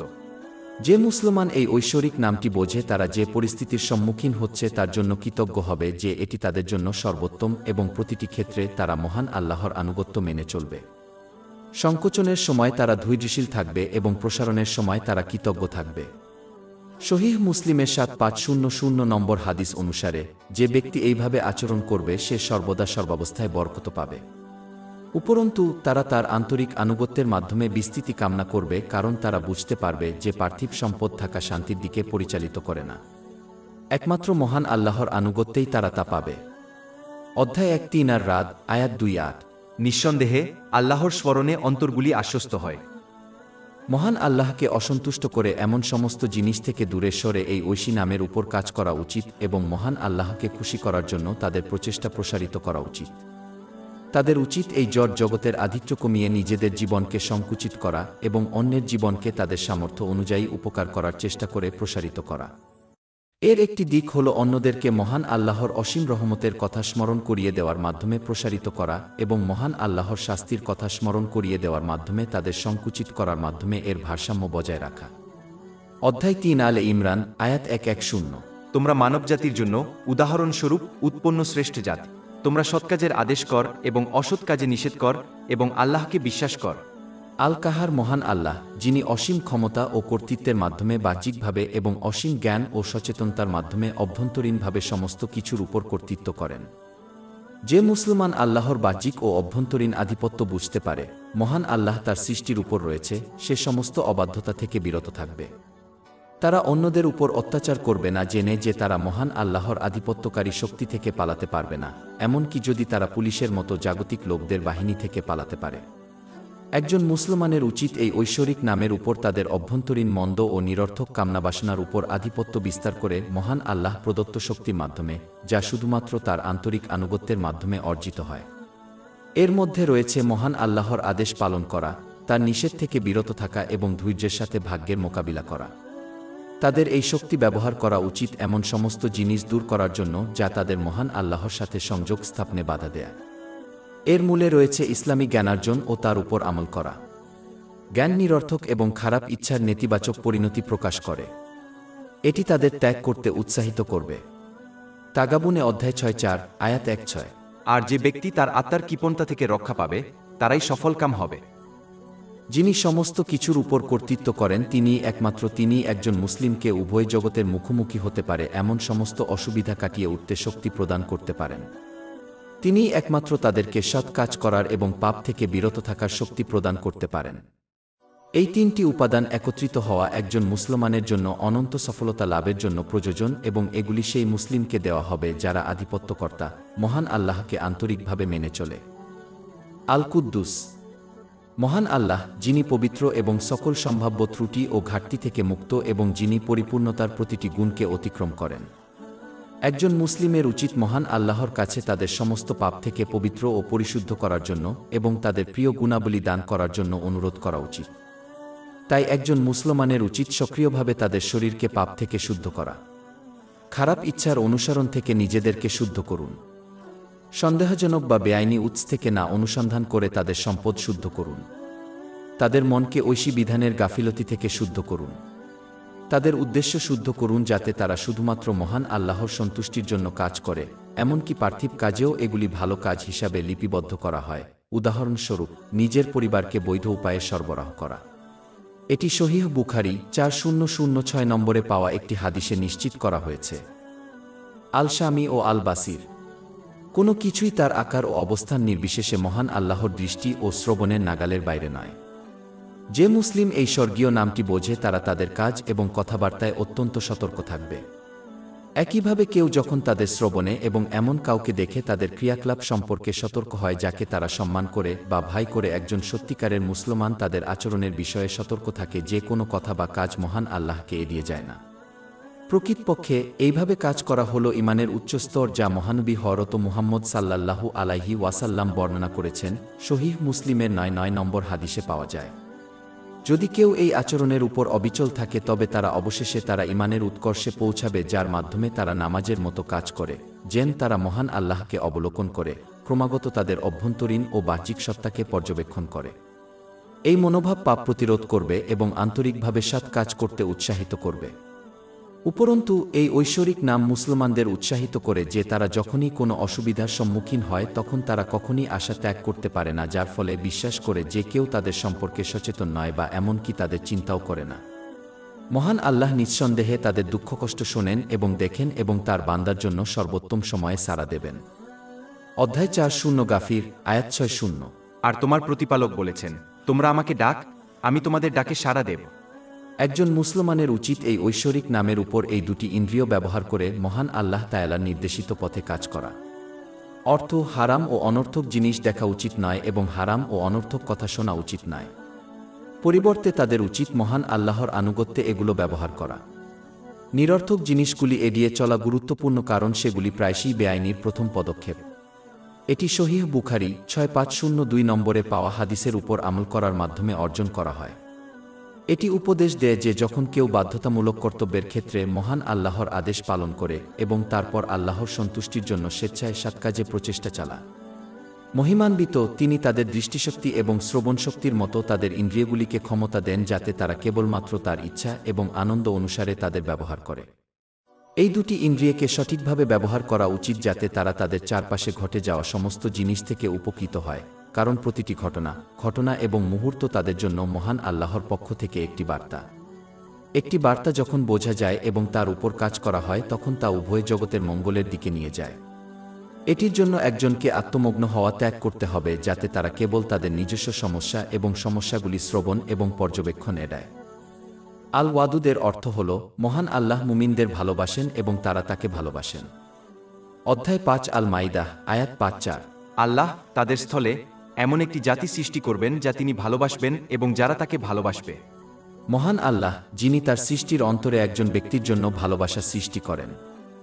সহিহ মুসলিম 6705 নম্বরে পাওয়া একটি হাদিস উপদেশ দেয় যে মহান আল্লাহ যখন কাউকে ভালোবাসেন তিনি ফেরেশতা জিবরিল কেউ তাদের ভালোবাসতে নির্দেশ দেন। তিনি পালাক্রমে ফেরেশতাদেরকেও তাদের ভালোবাসার আদেশ দেন এবং এই ভালোবাসা স্বর্গ ও পৃথিবীতে ছড়িয়ে পড়ে। মহান আল্লাহ যখন কোনো বান্দাকে ভালোবাসেন তখন তিনি তাদের আরও আশীর্বাদ দান করেন যাতে তারা তার আনুগত্যে অবিচল থাকে। এটি সহিহ বুখারী 6502 নম্বরে পাওয়া একটি হাদিসে ইঙ্গিত করা হয়েছে। এটি উপদেশ দেয় যে মহান আল্লাহ যখন কাউকে ভালোবাসেন তখন তিনি তাদের শরীরের প্রতিটি অঙ্গকে ক্ষমতা দেন যাতে তারা কেবল তারই আনুগত্য করে। যে মুসলমান এই ঐশ্বরিক নামটি বোঝে সে মহানবী হযরত মুহাম্মদ সাল্লাল্লাহু আলাইহি ওয়াসাল্লামের পদাঙ্ক অনুসরণ করে এই ভালোবাসা লাভের জন্য আপ্রাণ চেষ্টা করবে, কারণ তার নাম ব্যতীত মহান আল্লাহর প্রেমের সমস্ত পথ বন্ধ হয়ে গেছে। পথ অধ্যায় 3 আলে ইমরান আয়াত 3-1। বলুন, হে মুহাম্মদ, তোমরা যদি আল্লাহকে ভালোবাসো তবে আমাকে অনুসরণ কর, তাই আল্লাহ তোমাদের ভালোবাসবেন এবং তোমাদের পাপ ক্ষমা করবেন। একজন মুসলিমের উচিত শুধুমাত্র মহান আল্লাহর সন্তুষ্টির জন্য ভালোবাসা ও ঘৃণা করে এই ঐশী নামের উপর কাজ করা। এটি প্রকৃতপক্ষে সুনানে আবু দাউদ 4681 নং হাদিস অনুসারে নিজের ঈমানকে পূর্ণ করার একটি শাখা। তারা ইসলামের শিক্ষা অনুসারে কাজ করার মাধ্যমে মহান আল্লাহর সন্তুষ্টির জন্য এই ভালোবাসা এবং অপছন্দের প্রমাণ দেবে। উপরন্তু তারা নিজের জন্য যা চায় তা অন্যদের জন্য ভালোবাসবে, যা তাদের সত্যিকারের বিশ্বাসের লক্ষণ। জামিআত তিরমিজি 2515 নম্বরে পাওয়া একটি হাদিসে এটি নিশ্চিত করা হয়েছে। তারা মানসিক এবং আর্থিক সহায়তার মতো তাদের উপায় অনুসারে অন্যদের উপকার করার চেষ্টা করে কর্মের মাধ্যমে এই বিশ্বাসকে সমর্থন করবে। তারা ধার্মিক হোক বা না হোক, মুসলিম হোক বা না হোক, সবার জন্যই এটা প্রযোজ্য। আল ওয়াহাব মহান আল্লাহ, যিনি অসীম অনুগ্রহশীল এবং প্রতিদান বা বাহ্যিক কারণ ছাড়াই অনুগ্রহ ও আশীর্বাদ দান করেন। তিনি না চাইতেই উদারভাবে দেন। যে মুসলমান এই ঐশ্বরিক নামটি বোঝে তারা সর্বদা মহান আল্লাহর কাছ থেকে অনুগ্রহ এবং আশীর্বাদ কামনা করবে, কারণ তারা জানে যে দাতা জিজ্ঞাসা করা পছন্দ করেন। জামিআত তিরমিজি 3571 নম্বরে পাওয়া একটি হাদিসে এটি নিশ্চিত করা হয়েছে। তবে এটি লক্ষ্য করা গুরুত্বপূর্ণ যে দানকারীর কাছ থেকে অনুগ্রহ চায় তার জানা উচিত যে তা তার অবাধ্যতার মাধ্যমে অর্জিত হয় না। মহান আল্লাহর অবাধ্যতার মাধ্যমে প্রাপ্ত যে কোনো পার্থিব নিয়ামত উভয় জগতের মালিকের জন্য বোঝা হয়ে দাঁড়াবে। একজন মুসলমানের উচিত হবে দানকর্তার আদেশ পালনের মাধ্যমে, তার নিষেধ থেকে বিরত থেকে এবং ধৈর্যের সাথে ভাগ্যের মোকাবিলা করার মাধ্যমে তার কাছ থেকে উপকারী আশীর্বাদ পাওয়ার চেষ্টা করা। যখন একজন মুসলমান সত্যিকার অর্থে বুঝতে পারে যে সমস্ত আশীর্বাদ দানকারীর দেওয়া হয়েছে, তখন তারা তার প্রতি সত্যিকারের কৃতজ্ঞতা প্রকাশ করবে। এটি তখনই হয় যখন কেউ তার কাছে থাকা সমস্ত নিয়ামত মহান আল্লাহর সন্তুষ্টি অনুসারে ব্যবহার করে। এতে বরকত বৃদ্ধি পায়। অধ্যায় 1 ইব্রাহিম আয়াত 7। এবং মনে কর, যখন তোমার পালনকর্তা ঘোষণা করেছিলেন, যদি তুমি কৃতজ্ঞ হও তবে আমি অবশ্যই তোমাকে বাড়িয়ে দেব। একজন মুসলমানকে মহান আল্লাহর সন্তুষ্টির জন্য অন্যদের দেওয়া আশীর্বাদ দান করে এই ঐশী নামের উপর কাজ করা উচিত। যে অন্যকে দান করবে তাকে তার চেয়ে বেশি দেওয়া হবে যা তারা কল্পনাও করতে পারেনি। অধ্যায় 2 আল বাকারা আয়াত 2, 4, 5। কে আছে যে আল্লাহকে উত্তম জন দেবে যাতে তিনি তা তার জন্য বহুগুণ বাড়িয়ে দেন? আর আল্লাহই রোধ করেন এবং প্রাচুর্য দান করেন, এবং তার কাছেই তোমাদের প্রত্যাবর্তন করা হবে। যদিও কারো পক্ষে বিনিময়ে কিছু কামনা না করে অন্যকে তাদের আশীর্বাদ প্রদান করা অসম্ভব, যদিও তা কেবল মহান আল্লাহর সন্তুষ্টিই হয়, কারণ এটি এক প্রকার প্রতিদান। কম নয়, একজনের উচিত সর্বোচ্চ স্তরের লক্ষ্য রাখা এবং মহান আল্লাহর সন্তুষ্টির জন্য অন্যদেরকে তাদের আশীর্বাদ প্রদান করা এবং পার্থিব কারণে তা করা থেকে বিরত থাকা, কারণ এতে উভয় যোগতেই ক্ষতি হয়। জামেআত তিরমিজি 3154 নং হাদিসে এ বিষয়ে সতর্ক করা হয়েছে। আল ওয়াহিদ, মহান আল্লাহ তার সত্তা, গুণাবলী ও কর্মে এক। তিনি কোনো কিছুর সাথে সাদৃশ্যপূর্ণ বা সাদৃশ্যপূর্ণ নন এবং তিনি অংশীদার বা সমকক্ষবিহীন। যে মুসলমান এই ঐশ্বরিক নামটি বোঝে তারা নিশ্চিত করবে যে তাদের কর্মগুলি কেবলমাত্র একটি এক সত্তার জন্য আন্তরিকভাবে সম্পাদিত হচ্ছে, আল্লাহ মহান। অন্যথায় তারা দেখতে পাবে যে বিচারের দিন তাদের কাছ থেকে তাদের পুরস্কার চাওয়ার আদেশ দেওয়া হয়েছে যাদের জন্য তারা কাজ করেছে, যা সম্ভব হবে না। জামিআত তিরমিজি 3154 নম্বরে প্রাপ্ত একটি হাদিসে এটি নিশ্চিত করা হয়েছে। একজন মুসলমানের উচিত এই ঐশ্বরিক নামের উপর কাজ করে তাদের ঈমানকে পরিপূর্ণ করার জন্য প্রয়াস, ঘৃণা, দান ও স্থগিত করা মহান আল্লাহ ছাড়া অন্য কারো জন্য নয়। এটি সুনানে আবু দাউদ 4681 নম্বরে পাওয়া একটি হাদিসে পরামর্শ দেওয়া হয়েছে। আল ওয়াকিলের অর্থ এই হতে পারে যে মহান আল্লাহই একমাত্র যিনি সৃষ্টির বিষয় ও প্রযোজনের জন্য দায়ী এবং তার অসীম প্রজ্ঞা অনুসারে সেগুলি পূরণ করেন। একজন মুসলিম যে এই ঐশ্বরিক নামটি বোঝে সে কেবলমাত্র মহান আল্লাহর কাছে তাদের বিষয়গুলি অর্পণ করবে, জেনে রাখবে যে তিনি কেবল তার বান্দাদের জন্য সেরাটি বেছে নেন। অধ্যায় 2 আল বাকারা আয়াত 216। কিন্তু সম্ভবত আপনি একটি জিনিস ঘৃণা করেন এবং এটি আপনার জন্য ভালো, এবং সম্ভবত আপনি একটি জিনিস পছন্দ করেন এবং এটি আপনার জন্য খারাপ, আর আল্লাহ জানেন, অথচ তোমরা জান না। তারা এটা প্রমাণ করবে ধৈর্যশীল হয়ে, এমনকি কষ্টের সময়েও সন্তুষ্ট এবং স্বাচ্ছন্দ্যের সময়ে কৃতজ্ঞ। দুর্যোগের সূচনা থেকে এই পৃথিবী থেকে বিদায় নেওয়া পর্যন্ত ধৈর্য ধরতে হবে। মহান আল্লাহকে সন্তুষ্ট করার উপায়ে তাদের কাছে থাকা সমস্ত নেয়ামত ব্যবহার করে তার কাজের মাধ্যমে কৃতজ্ঞতা প্রকাশ করা উচিত। যদি তারা এটির উপর অটল থাকে তবে তারা এমন পর্যায়েও পৌঁছাতে পারে যেখানে তারা প্রতিটি পরিস্থিতিতে কৃতজ্ঞ হয়, জেনে যে ট্রাস্টি তাদের বিষয়গুলি সর্বোত্তম উপায়ে দেখাশোনা করছে।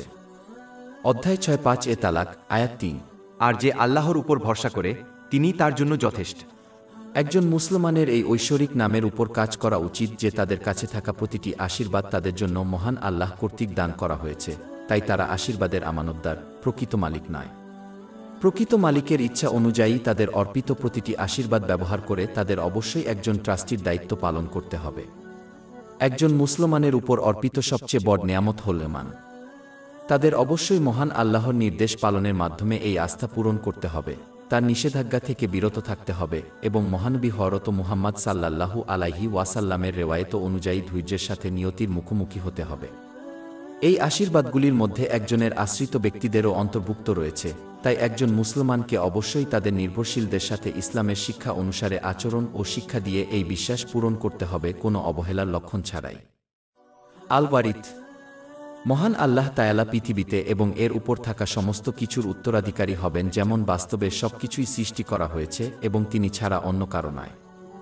যে মুসলমান এই ঐশ্বরিক নামটি বোঝে, সে বস্তুজগতের কোনো কিছুর সাথেই সংযুক্ত হবে না এবং তার পরিবর্তে মহান আল্লাহর নৈকট্য লাভের জন্য তার আদেশ পালন করে, তার নিষেধাজ্ঞাগুলি থেকে বিরত থেকে এবং নিয়তির মুখোমুখি হওয়ার জন্য তাদের দেওয়া সমস্ত কিছু ব্যবহার করবে। ধৈর্য মুসলমানরা যদি তাদের কাছে থাকা জিনিসগুলিকে তাদের আকাঙ্ক্ষা অনুযায়ী ব্যবহার করে, যেমন তাদের সম্পদ, তারা উভয় জগতে তাদের জন্য বোঝা হয়ে দাঁড়াবে এবং তারা শেষ পর্যন্ত তাদের জীবনকালে বা মারা গেলে জিনিসগুলি হারাবে। কিন্তু সঠিকভাবে ব্যবহার করলে উভয় জগতেই তাদের জন্য আশীর্বাদ হয়ে উঠবে। একজন মুসলিমকে অবশ্যই এই ঐশ্বরিক নামের উপর কাজ করতে হবে, যাতে নবীগণের উত্তরাধিকারী হওয়ার চেষ্টা করা হয়, যা ইসলামের মধ্যে পাওয়া জ্ঞান শেখার এবং তার উপর আমল করার মাধ্যমে অর্জন করা হয়। সুনানে ইবনে মাজাহ 223 নম্বরে পাওয়া একটি হাদিসে এটি উপদেশ দেওয়া হয়েছে। এই উত্তরাধিকার স্থায়ী হবে যেহেতু এটি মহান আল্লাহর সাথে সংযুক্ত, যেখানে সমস্ত পার্থিব উত্তরাধিকার ধ্বংস হয়ে যাবে। আল ওয়াসি মহান আল্লাহর উদারতা, করুণা ও নিয়ন্ত্রণ সব কিছুর মধ্যে বিস্তৃত এবং তিনি কখনই একটি বিষয়ে ব্যস্ত থাকেন না যার ফলে অন্যটি থেকে বিক্ষিপ্ত হয় না। তার করুণার বিশালতা এবং তিনি উদারভাবে সৃষ্টিকে যে আশীর্বাদ দান করেছেন তা সত্যিই অগণিত। অধ্যায় 1:6 আন-নাহল, আয়াত 1-8। আর যদি তোমরা আল্লাহর নিয়ামত গণনা কর, তবে তা গণনা করতে পারবে না। যে মুসলমান এই ঐশ্বরিক নামটি বোঝে তারা ভয় এবং আশার মধ্যে ভারসাম্য বজায় রাখবে, কারণ তারা জানে যে মহান আল্লাহ রহমত ও ক্ষমতা উভয় ক্ষেত্রেই বিশাল। তার করুণা আশাকে অনুপ্রাণিত করে যখন তার শক্তি ভয়কে অনুপ্রাণিত করে। একজন মুসলমানের উচিত এই ঐশ্বরিক নামের উপর ভালো চরিত্র অবলম্বন করে কাজ করা, যা ইতিবাচক উপায়ে তাদের সংস্পর্শে থাকা প্রত্যেককে প্রভাবিত করে বহুদূর পর্যন্ত বিস্তৃত। যতক্ষণ না তারা তাদের চরিত্র থেকে সম্পূর্ণরূপে অপসারণ না করে, ততক্ষণ পর্যন্ত তাদের নেতিবাচক বৈশিষ্ট্যের সংখ্যা সংকুচিত করা উচিত। আল জাহির ও আল বাতিন মহান আল্লাহ তার স্বর্গীয় গুণাবলী এবং আদেশের মাধ্যমে প্রকাশিত হলেও সৃষ্টির কাছ থেকে তার সত্তায় লুকিয়ে আছেন। যে মুসলিম এই নামগুলি বোঝে সে স্বর্গ ও পৃথিবীর সৃষ্টি সম্পর্কে চিন্তা করবে, যাতে আল্লাহকে চিনতে পারে তার প্রকাশ্য নিদর্শনগুলির মাধ্যমে। উদাহরণস্বরূপ, যদি একজন মুসলমান রাত ও দিন নিয়ে চিন্তা করে এবং তারা কতটা নিখুঁতভাবে সুসঙ্গত হয় এবং তাদের সাথে যুক্ত অন্যান্য জিনিসগুলি, তারা সত্যই বিশ্বাস করবে যে এটি কোনো এলোমেলো জিনিস নয়, যার অর্থ একটি শক্তি রয়েছে যা নিশ্চিত করে যে সবকিছু ঘড়ির কাঁটার মতো চলছে। এটি মহান আল্লাহর অসীম ক্ষমতা। উপরন্তু, যদি কেউ রাত এবং দিনের নিখুঁত সময় নিয়ে চিন্তা করে, তবে তারা বুঝতে পারবে যে এটি স্পষ্টভাবে নির্দেশ করে যে একমাত্র আল্লাহ, মহান আল্লাহ। একাধিক ঈশ্বর থাকলে প্রত্যেক ঈশ্বরই রাত ও দিনকে তাদের নিজস্ব ইচ্ছা অনুযায়ী ঘটাতে চান। এটি সম্পূর্ণ বিশৃঙ্খলতার দিকে পরিচালিত করবে, কারণ একজন ঈশ্বর সূর্যের উদয় হতে চাইতে পারেন, যেখানে অন্য ঈশ্বর রাত্রি অব্যাহত রাখতে চান। মহাবিশ্বের মধ্যে পাওয়া নিখুঁত নিরবচ্ছিন্ন ব্যবস্থা প্রমাণ করে যে একমাত্র ঈশ্বর আছেন, নাম আল্লাহ মহান।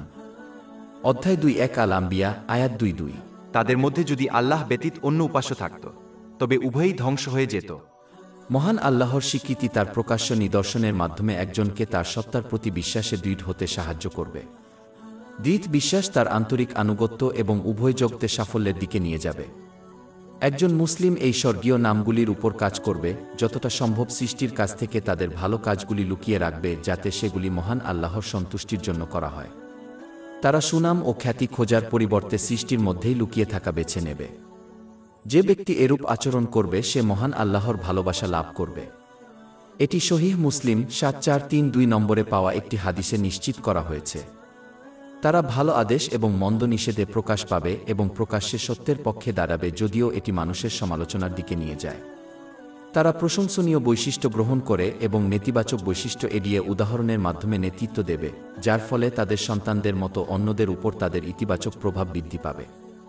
তাদের কাছ থেকে উত্তম কথা ও কাজ প্রকাশ পাবে, যার ফলে উভয় জগতের নিজের এবং অন্যদের উপকার হবে। একজন নূর মহান আল্লাহই হচ্ছেন, যিনি অস্তিত্বের অন্ধকার থেকে সবকিছুকে সত্তার আলোর দিকে টেনে আনেন। তিনি তার বান্দাদের জন্য সমস্ত ভালমন্দ বিষয়ে আলোকপাত করেন, যাতে তারা পরকালে শান্তির আবাসে সঠিকভাবে পরিচালিত হতে পারে। তিনিই নভমণ্ডল ও ভূমণ্ডল এবং এর ভিতরের সবকিছুকে আলোকিত করেন। অধ্যায় 2:4 আন-নূর, আয়াত 3-5। আল্লাহ নভমণ্ডল ও পৃথিবীর নূর। তার নূরের উদাহরণ হল একটি কুলুঙ্গির মতো, যার মধ্যে একটি প্রদীপ রয়েছে। প্রদীপটি কাচের মধ্যে, কাচটি যেন একটি মুক্ত সাদা তারার মতন, যা একটি আশীর্বাদপুষ্ট জলপাই গাছের তেল থেকে আলোকিত হয়, পূর্ব বা পশ্চিমের নয়, যার তেল আগুন দ্বারা স্পর্শ না করলেও প্রায় জল। আলোর উপর আল্লাহ যাকে ইচ্ছা তার নূরের দিকে পরিচালিত করেন। যে মুসলিম এই ঐশ্বরিক নামটি বোঝে তারা মহান আল্লাহর উপদেশ ও আদেশের উপর কাজ করবে, কারণ তারা সত্যের উপর আলোকপাত করবে এবং মানুষকে অনন্ত সাফল্যের দিকে পরিচালিত করবে। একজন মুসলিমকে অবশ্যই এই ঐশ্বরিক নামের উপর কাজ করতে হবে যে সমস্ত কাজগুলি তাদের আধ্যাত্মিক হৃদয়কে অন্ধকারে আচ্ছন্ন করে রাখে, যেমন পাপ। পরিবর্তে তাদের অবশ্যই সেই কর্মগুলি সম্পাদন করতে হবে যা তাদের আধ্যাত্মিক হৃদয়কে আলোকিত করে এবং উভয় জগতে তাদের একটি পথনির্দেশক আলো প্রদান করে। জামে আত তিরমিই 3334 নং হাদিসে ইঙ্গিত করা হয়েছে, আর রহমান ও আর রহিম পরম স্নেহময় মানে সেই সত্তা যার করুণা সকলকে পরিবেষ্টন করে। এটা স্পষ্টতই মহান আল্লাহ তায়ালারই উপযোগী। মহান আল্লাহর স্নেহ আখেরাতের সুখের সাথে আরও বেশি সম্পর্কযুক্ত এবং তাই বিশ্বাসীদের জন্য সংরক্ষিত। মহান আল্লাহ তার অসীম মর্যাদা অনুযায়ী পরম করুণাময়। এই গুণের অর্থ হল মহান আল্লাহ সৃষ্টিকে অগণিত অনুগ্রহ দান করেন এবং সর্বদা তাদের প্রতি অত্যন্ত দয়ালু। তার করুণা অন্তর্ভুক্ত এবং যোগ্য এবং অযোগ্যদের আলিঙ্গন করে। এটি সৃষ্টির জন্য খালি প্রযোজন এবং বিশেষ উপহার প্রদানের অন্তর্ভুক্ত। তার করুণা সৃষ্টিকে উপকৃত করে যখন তিনি সৃষ্টির প্রতি করুণাময় হয়ে কোনো উপকার পান না। এটি তার করুণাময় প্রকৃতির পরিপূর্ণতা নির্দেশ করে। একজন মুসলিমকে অবশ্যই মনে রাখতে হবে যে মহান আল্লাহ যেমন পরম করুণাময়, তাই তাদের প্রতিটি অসুবিধার মধ্যেই লুকিয়ে রয়েছে করুণা।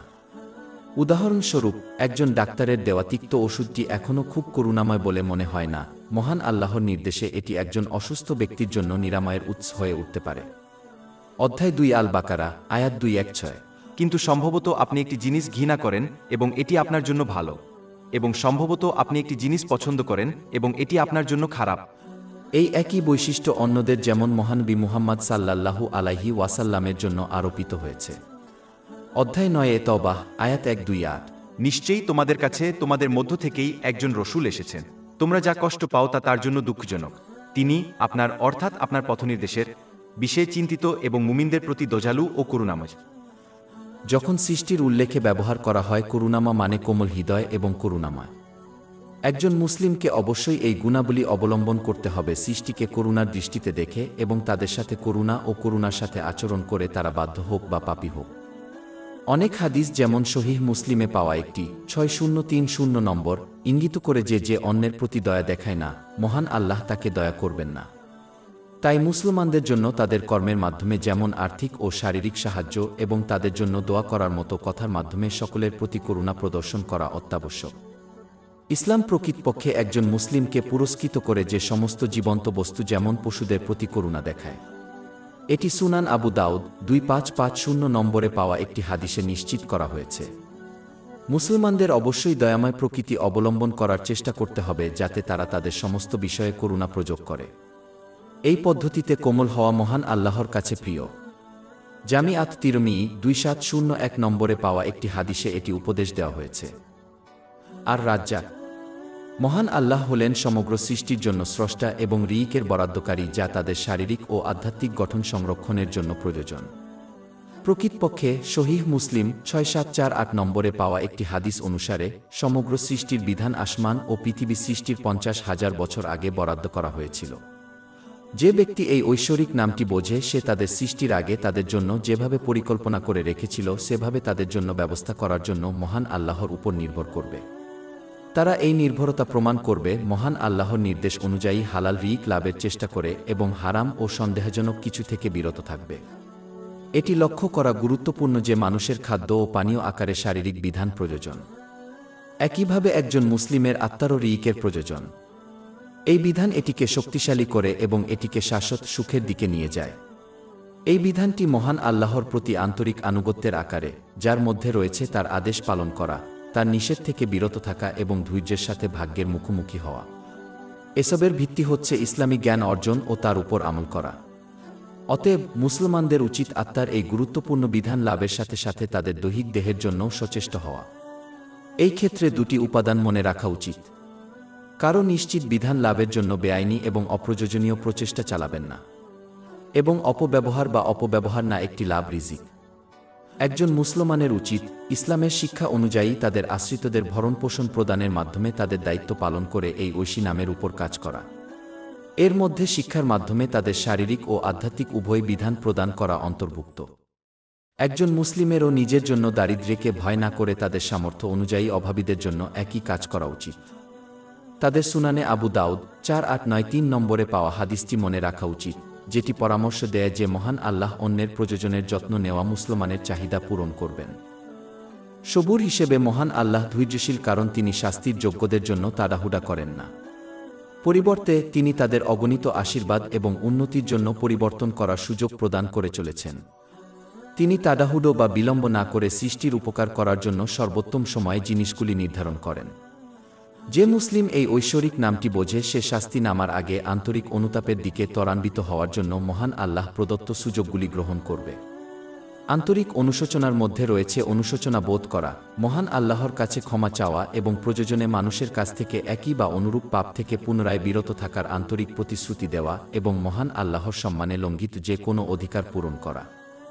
মানুষ একজন মুসলিমকে অবশ্যই এই ঐশী নামের উপর সমস্ত বিষয়ে ধৈর্য সহকারে কাজ করতে হবে, কারণ এটি মহান আল্লাহর হুকুম পালন করা, তার নিষেধাজ্ঞা থেকে বিরত থাকা এবং মহানবী হযরত মুহাম্মদ সাল্লাল্লাহু আলাইহি ওয়াসাল্লামের ঐতিহ্য অনুসারে ভাগ্যের মুখোমুখি হওয়া আবশ্যক।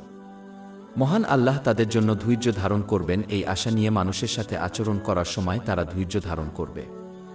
একজন মুসলিমকে অবশ্যই মনে রাখতে হবে যে মহান আল্লাহ তাআলা তার বান্দাদের জন্য সবচেয়ে ভালো জিনিসটিই বেছে নেন, যদিও তারা তার পছন্দের পিছনে প্রজ্ঞা লক্ষ্য না করেন।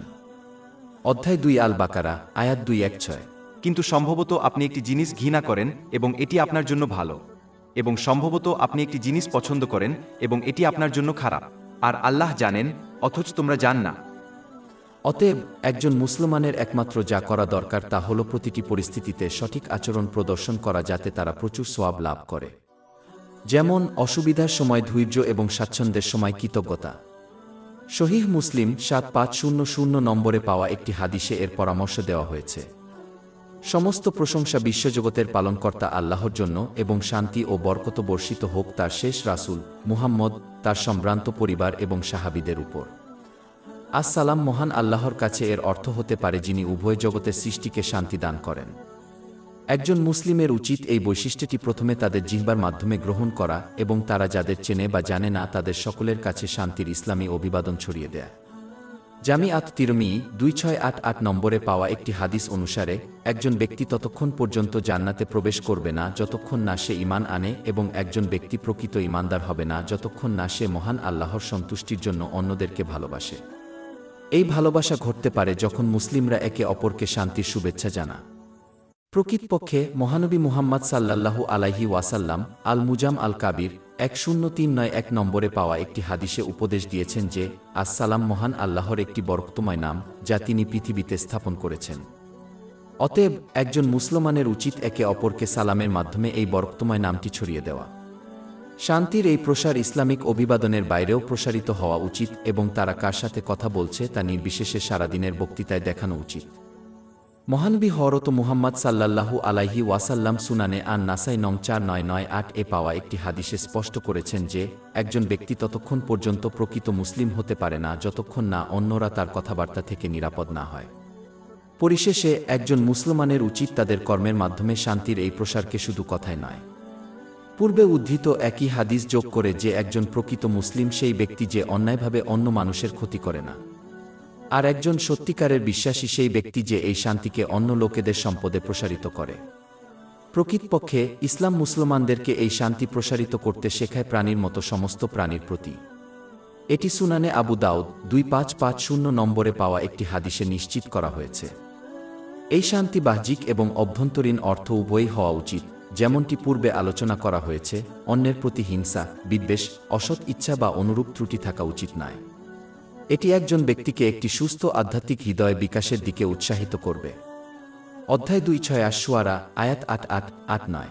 যেদিন ধনসম্পদ বা সন্তান সন্ততি কোনো উপকারে আসবে না, কিন্তু একমাত্র সেই ব্যক্তি যে আল্লাহর কাছে আসে সুস্থ হৃদয় নিয়ে।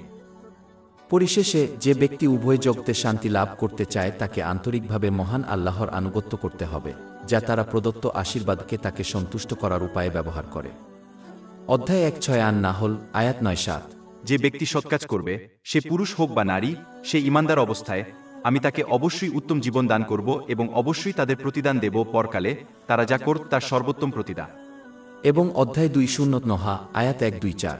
আর যে আমার স্মরণ থেকে মুখ ফিরিয়ে নেবে, তার জীবন হবে হতাশাগ্রস্ত। আশ-শাকুর এর অর্থ হল মহান আল্লাহ তার বান্দাদের আন্তরিক প্রচেষ্টার প্রশংসা করেন এবং সেই অনুযায়ী তাদের পুরস্কৃত করেন। এটি মহান আল্লাহর অসীম করুণার ইঙ্গিত হিসাবে, যেহেতু তিনিই তাদের জ্ঞান, শক্তি, অনুপ্রেরণা এবং তার আনুগত্য করার সুযোগ দিয়েছিলেন, তিনি এখনও তাদের প্রচেষ্টার প্রশংসা করেন এবং এর জন্য তাদের পুরস্কৃত করেন। যে মুসলমান এই সত্যটি উপলব্ধি করবে সে মহান আল্লাহর সন্তুষ্টি অনুসারে তাদের কাছে থাকা নেয়ামত ব্যবহার করে কৃতজ্ঞ হবে। এতে বরকত বৃদ্ধি পাবে। অধ্যায় ১-৪ ইব্রাহিম, আয়াত ৭। এবং মনে কর, যখন তোমার পালনকর্তা ঘোষণা করেছিলেন, যদি তুমি কৃতজ্ঞ হও তবে আমি অবশ্যই তোমাকে বাড়িয়ে দেব। একজন মুসলিমের উচিত সর্বপ্রথম মহান আল্লাহ তায়ালার দেওয়া নিয়ামতের প্রশংসা করে এই ঐশী নামের উপর কাজ করা। এটাকে নিজের অন্তরে স্বীকার করে এবং নিজের নিয়ত সংশোধনের মাধ্যমে করা উচিত, যাতে তারা শুধুমাত্র মহান আল্লাহকে খুশি করার জন্য কাজ করে। তাদের উচিত তাদের কথার মাধ্যমে কৃতজ্ঞতা প্রকাশ করা, এমন উপায়ে কথা বলার মাধ্যমে বা নীরব থাকার মাধ্যমে, এবং যেমনটি আগে উল্লেখ করা হয়েছে, ইসলামের শিক্ষা অনুযায়ী তাদের কাছে থাকা নেয়ামতগুলোকে সঠিকভাবে ব্যবহার করে তাদের কর্মের মাধ্যমে। এমনকি যদি কেউ কৃতজ্ঞতার বিভিন্ন স্তর অর্জন করেও, তবে তাদের অবশ্যই মনে রাখতে হবে যে মহান আল্লাহর প্রতি কৃতজ্ঞতা প্রকাশ করা তার করুণা ব্যতীত সম্ভব নয়, কারণ কৃতজ্ঞতা দেখানোর শক্তি, সুযোগ, অনুপ্রেরণা, ক্ষমতা এবং জ্ঞান সবই আল্লাহর কাছ থেকে আসে। উচ্চাভিলাষী এই সত্যটি বোঝা একজনকে অহংকার থেকে দূরে রাখবে। উপরন্তু তাদের অবশ্যই লোকেদের দ্বারা করা অনুগ্রহের জন্য উপলব্ধি দেখাতে হবে। মহানবী মুহাম্মদ সাল্লাল্লাহু আলাইহি ওয়াসাল্লাম জামে আত-তিরমিজি 1954 নম্বরে পাওয়া একটি হাদিসে সতর্ক করেছেন যে, যে ব্যক্তি মানুষের প্রতি কৃতজ্ঞ নয় সে মহান আল্লাহর প্রতি কৃতজ্ঞ হতে পারে না। যদিও সকল নিয়ামতের উৎস মহান আল্লাহ ছাড়া আর কেউ নন, তথাপি সৃষ্টি এই নিয়ামতগুলো একজন ব্যক্তির কাছে পৌঁছে দেয়। সুতরাং নিয়ামতের রসুলের প্রতি কৃতজ্ঞ হওয়া প্রকৃতপক্ষে আশীর্বাদ প্রেরক তথা মহান আল্লাহ তায়ালার প্রতি কৃতজ্ঞ হওয়া। এটা ঠিক যেমন একজন রাজার দূতকে সম্মানিত করা হয় কারণ তারা রাজার প্রতিনিধিত্ব করে। মহান আল্লাহ যদি তার বান্দাদের প্রচেষ্টার প্রশংসা করেন, যদিও তিনি তাদের প্রচেষ্টার উৎস হন, তবে একজন মুসলিম কিভাবে বিশ্বাস করতে পারে যে তারা তাদের অনুগ্রহের জন্য মানুষের প্রতি প্রশংসা করার চেয়ে উচ্চতর? মহান আল্লাহর কৃতজ্ঞ বান্দার সংখ্যা খুবই কম, কারণ এর মধ্যে রয়েছে নিজের আকাঙ্ক্ষা পরিত্যাগ করা এবং প্রতিটি নেয়ামতকে মহান আল্লাহর সন্তুষ্টি অনুযায়ী ব্যবহার করা। এটাই মহান আল্লাহর প্রকৃত বান্দাদের বৈশিষ্ট্য। অধ্যায় ৩-৪ সাবা, আয়াত ১-৩। আর আমার বান্দাদের মধ্যে খুব কমই কৃতজ্ঞ।